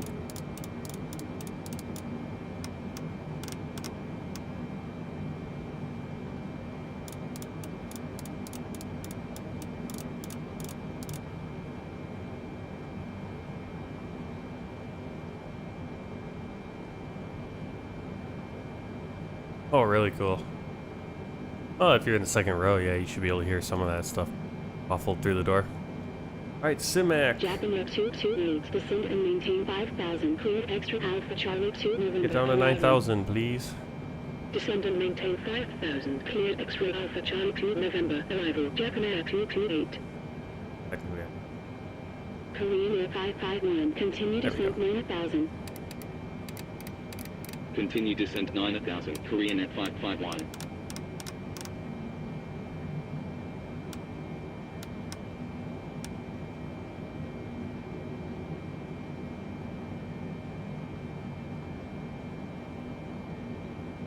Continue climb flight level 330.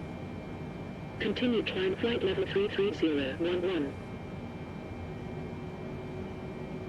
Center, on the time 967, heavy, line Alpha X-ray Alpha Sierra 3, departure at 3,500, climbing 4,000. On the bound 9067, heavy, radar contact, continue climb 11,500, QNH 1006. Continue climb 11,500, on the time 9067, heavy.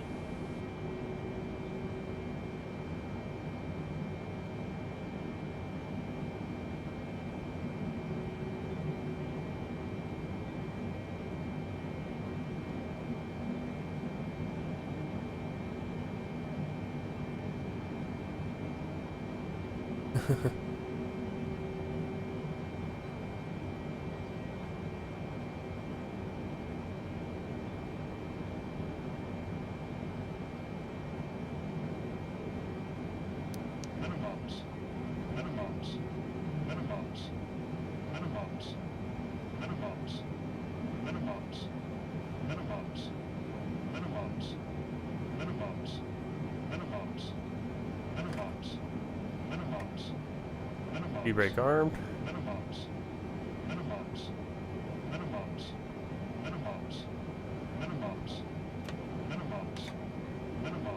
Oh, okay, there we go. I like how it does that automatically.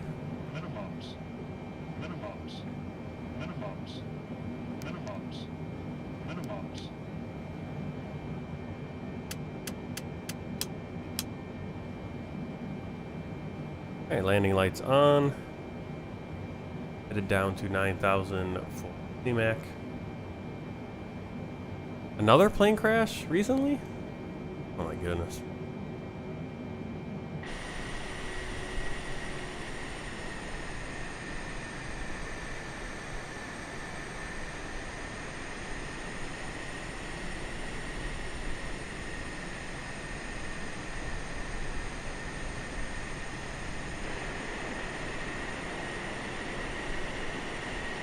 Oh, private jet. Oh, one of your ministers died. Wow.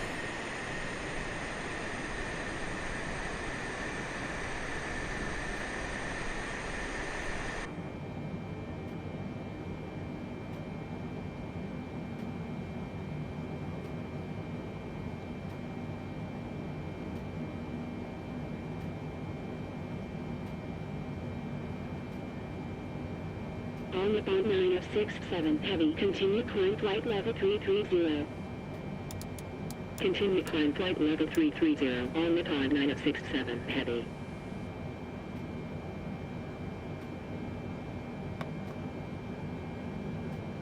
On the bound 217, heavy, continue climb flight level 330. Continue climb flight level 330, 217, heavy.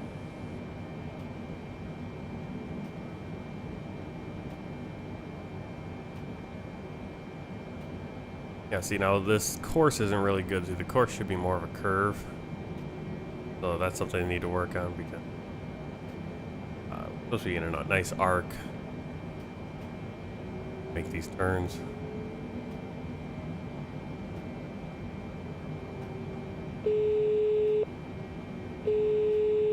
Hello. Hi, Captain. All passengers are seated and secured for landing. Thanks a lot. No problem. wow. Let me Only know 3 when we miles need to away. be seated. I will. Oh, Kuala Lumpur.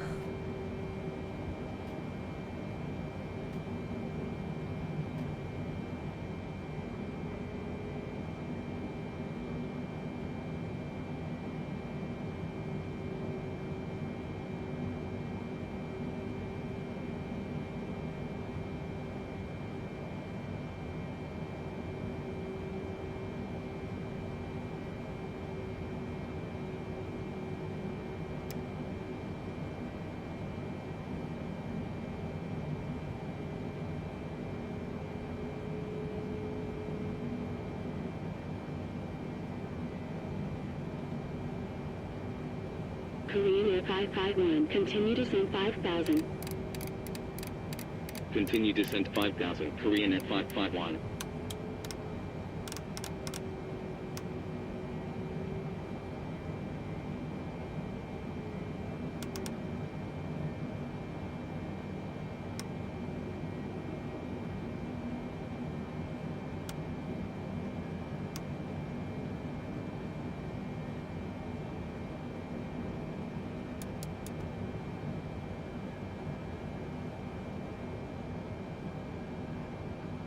Well, yeah, if it crashes on the freeway, you're probably going to get quite a few cams. But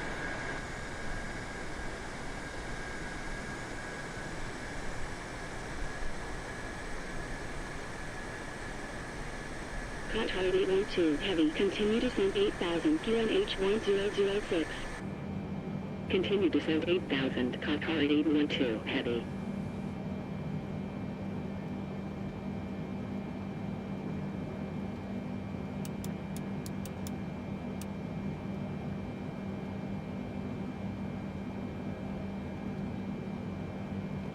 yeah, that's usually what it is. It's the overbanking. It's the, you know, they overshot their turn for the approach. I mean, that's why pattern work is such a thing, because you're flying at a low speed and then you got to make those turns, and you got to be able to make that turn, judge when you need to make that turn, so that, because the problem is if you turn too shallow, let's say, and now you're like, oh crap, I'm overshooting, you know, especially if you have like 2 runways, but even 1 runway, you overshoot, now you're too far to the right, you know, or too far to the left, depending on which way the pattern is. And so then you overcorrect, now you bank harder, and well, the problem is now you're going to stall out, and you're at such, because of your speed, and well, even if you had high speed, you can stall at high speed, so that's a big thing. That's why pattern work is such a big thing. There's been so much time on approaches, because that's what happens.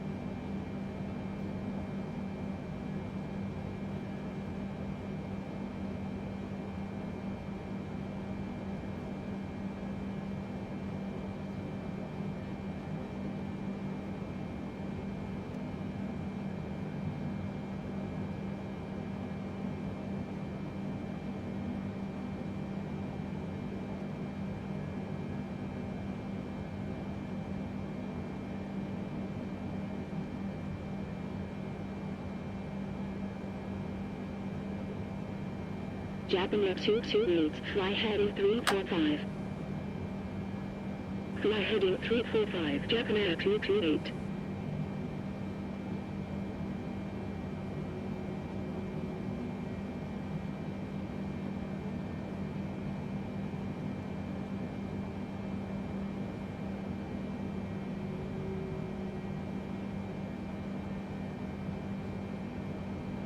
On about 988, continue descent 2000. Continue descent 2000, on about 988.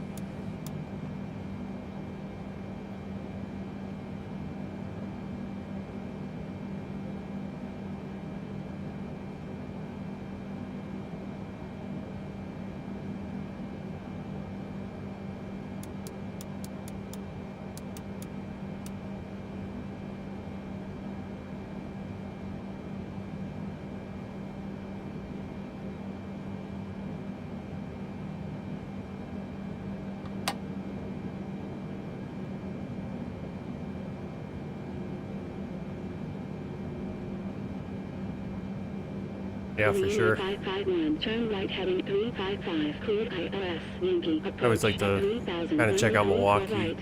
Chicago I know very well because I've landed there. And the problem is the airports I fly to, that I've flown to, Shanghai, Incheon, Hangzhou, and Chicago. Like, Chicago is the only one that's decently modeled in the game. Hangzhou doesn't even exist in the simulator. I think someone finally put one in, actually something now, but, and then I think the two airports in Bangkok, flown out of those, and I think one has a few optionals. That down to 170 to capture the glide slope.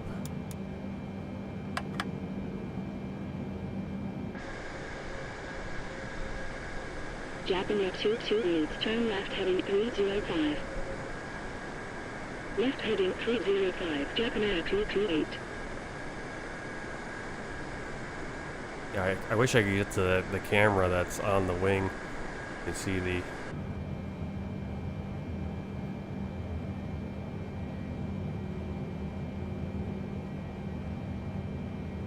flaps going.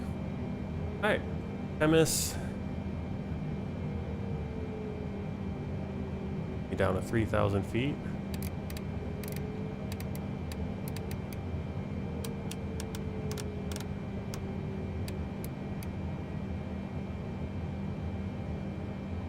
Japan Air 228, turn left heading 285, cleared ILS, approach at 5,000, runway 22, report established on localizer. Over there, actually we're pretty lucky that we're landing at this airport because we have quite a bit of weather to deal with flying into Tokyo itself, into Haneda.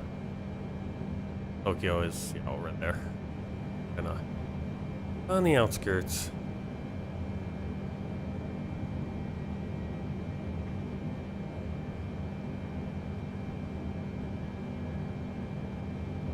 Oh really? Most of them look more real.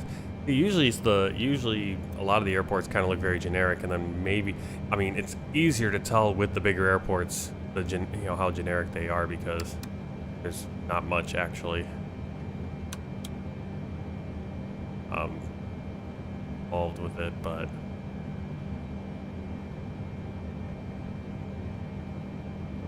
Korean at 551, established on localizer. KOREANAIR 551, continue approach. Continue approach, Korean at 551. Tokyo Center, on Nippon 108, Heavy, Sierra Yankee Echo 3, departure at 3,800. yeah, jetway's always kind of in and out. And On Nippon 108, Heavy, radar contact, continue climb flight level 150.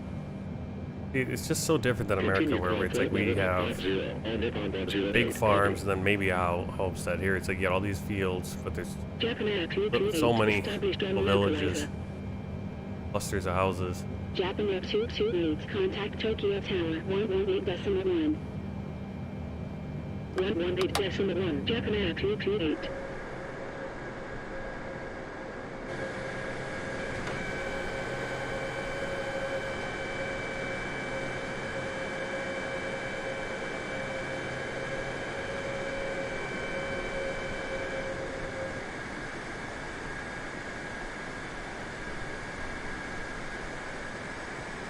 Palm oil farms, yeah.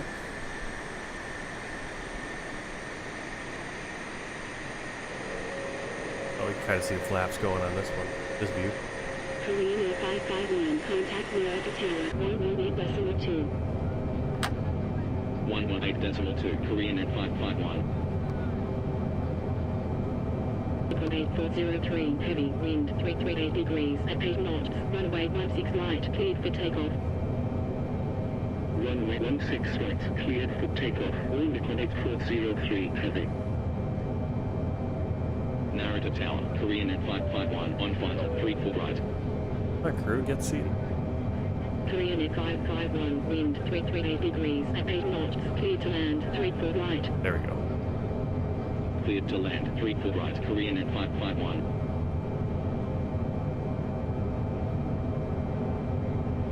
Crew is seated. We're on the ILS.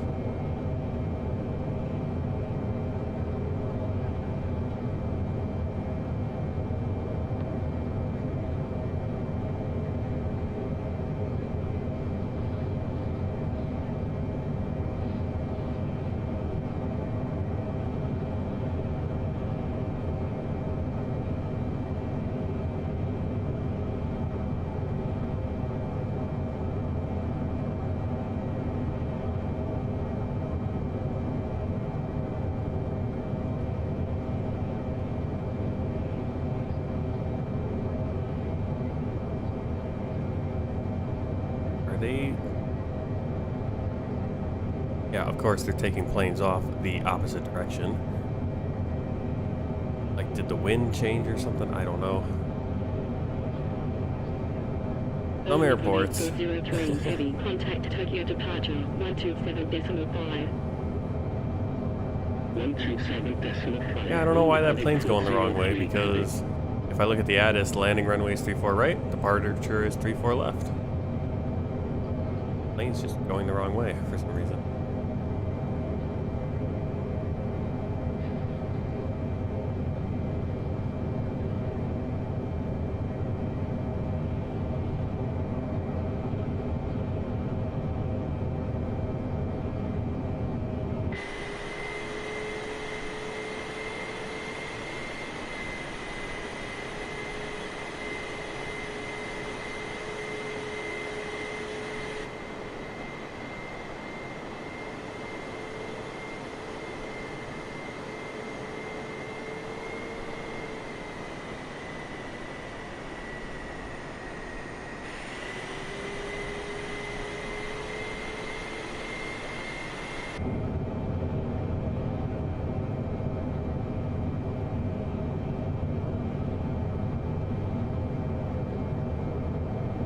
I almost wonder if I should try to land outside the plane because it's kind of hard inside where I'm at.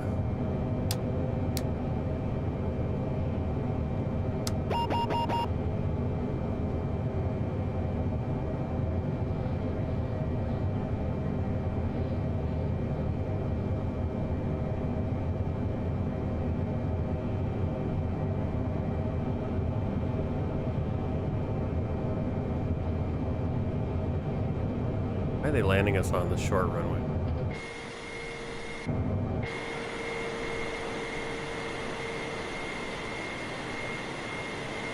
If I can put in there.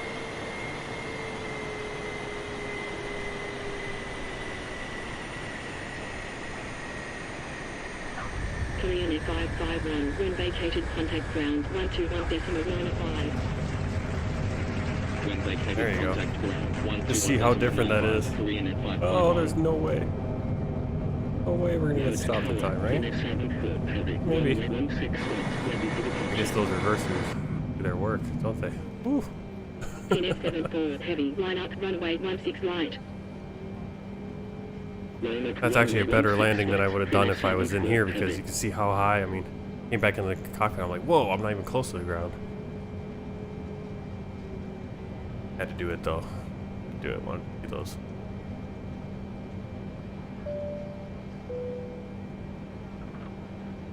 Narita ground, Korean at 551, runway vacated with Bravo 4.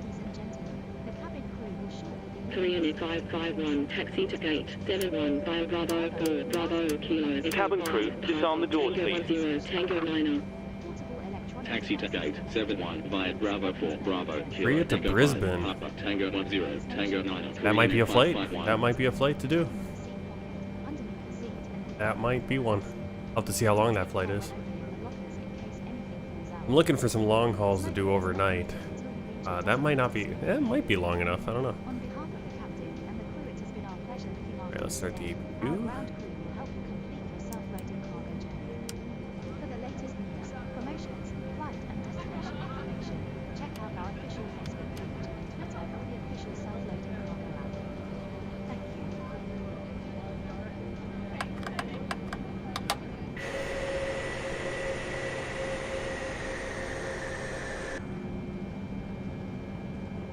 Amazing how fast we're going and how slow it looks up here. Alright, so Bravo Kilo 5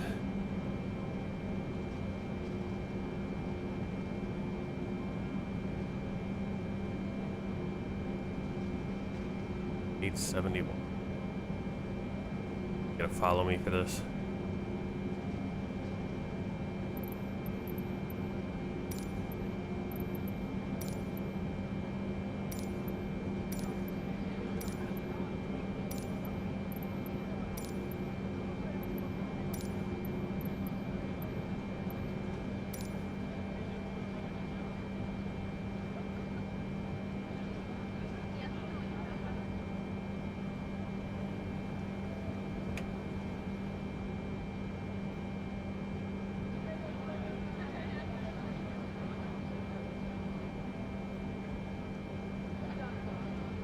Well, basically anything long haul is kind of boring.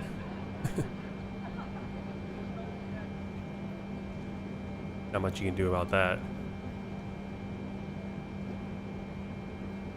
Now you just kind of have to see the views.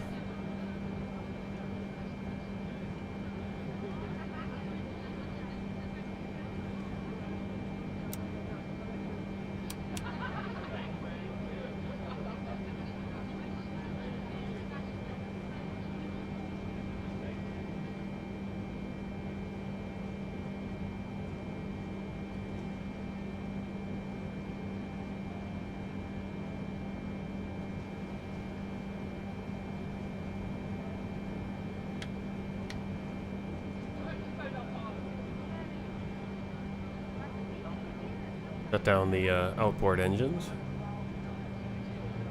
Save fuel.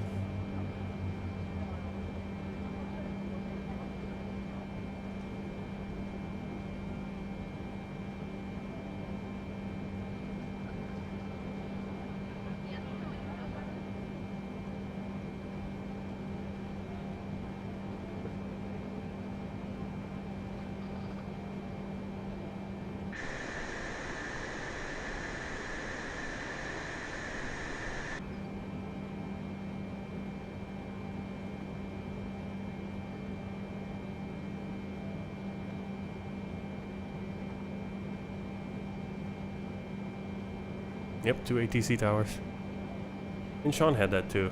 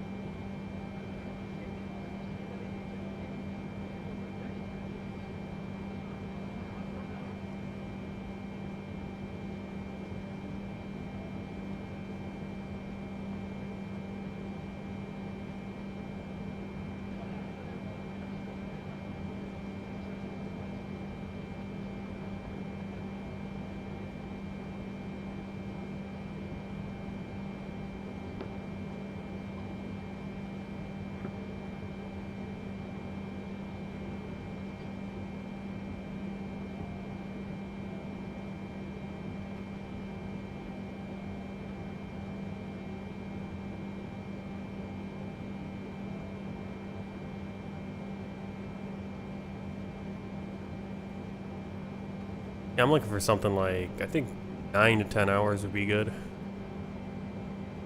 Yep, I saw you taxiing in. Jake.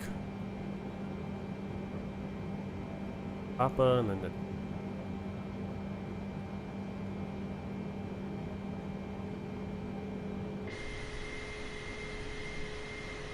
that follow me go over there, like follow me.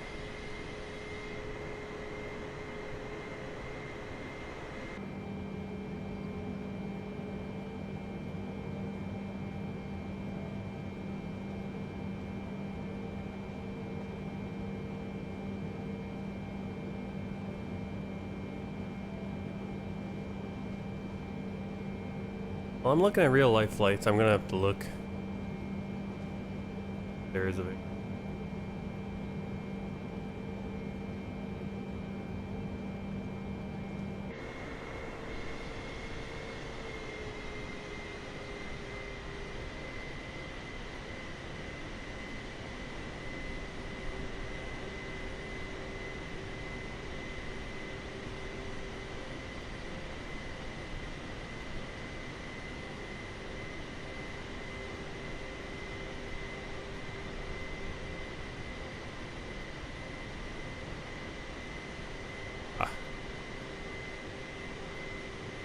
They tax me. Yeah, the weird thing is they tell me a certain gate and then that's not the gate where it actually, yeah, because these aren't the taxiways. Okay. Yes, I can show me gate. Give me a gate over here. These are actually,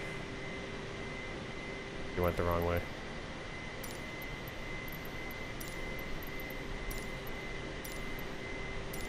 Taxi path was wrong.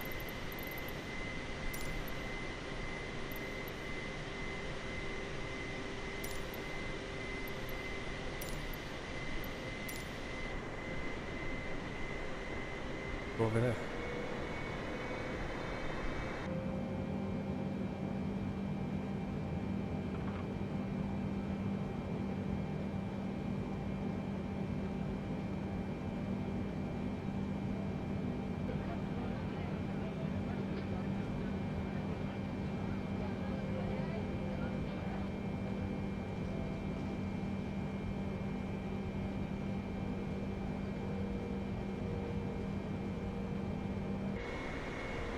Oh.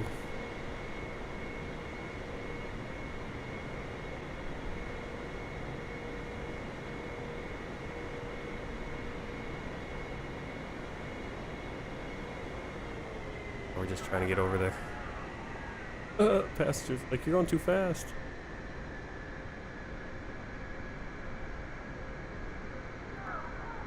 Oh no.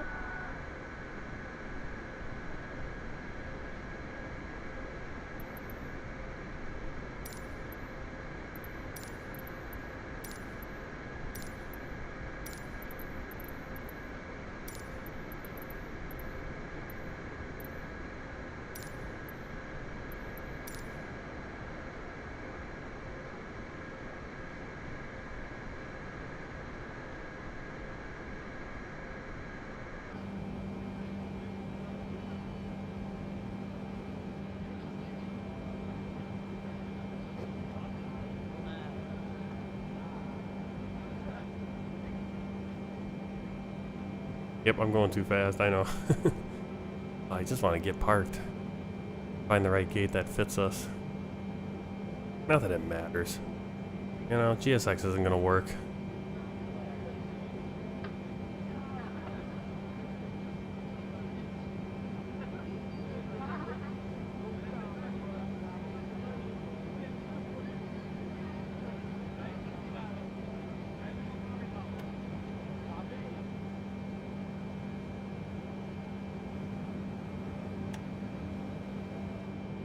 Parking brake set.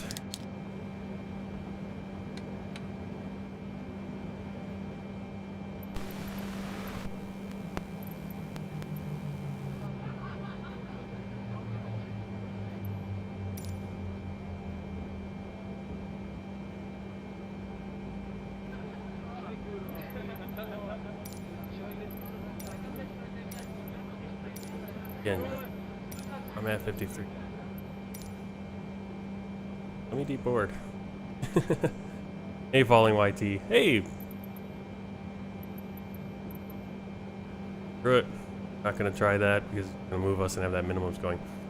Alright, so here we are parked. Oh, yeah.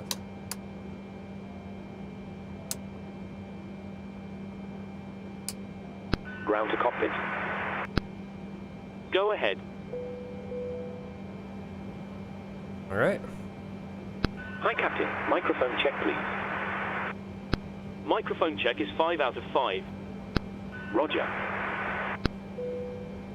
Cabin crew, the aircraft is secure. Please open the doors when ready. You're clear to begin deboarding. Okay, Captain. Ground power is available. Stand by. We'll start getting you offloaded in a couple of minutes. Roger. Alright, so the passenger's getting off. Let's check out. Ladies and gentlemen, your portable electronic devices must not be used until you are inside the airport. When Even close to disembarking, actually please being in take the care spot, and hold looks onto like. the handrails while walking down the stairs. Please ensure Oh, that well. you supervise your children and for your own safety. What are you gonna do? Alright, so let's check out the flight. You're on Valenta.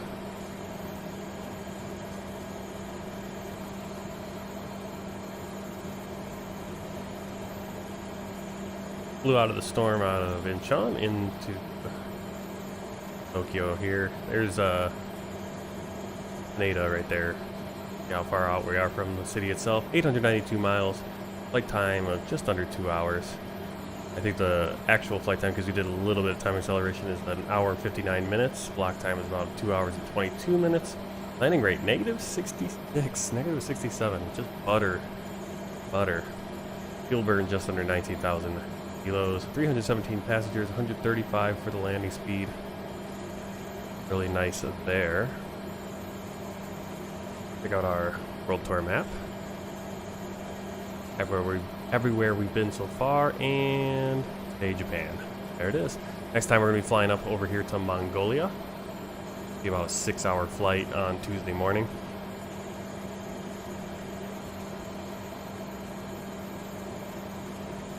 And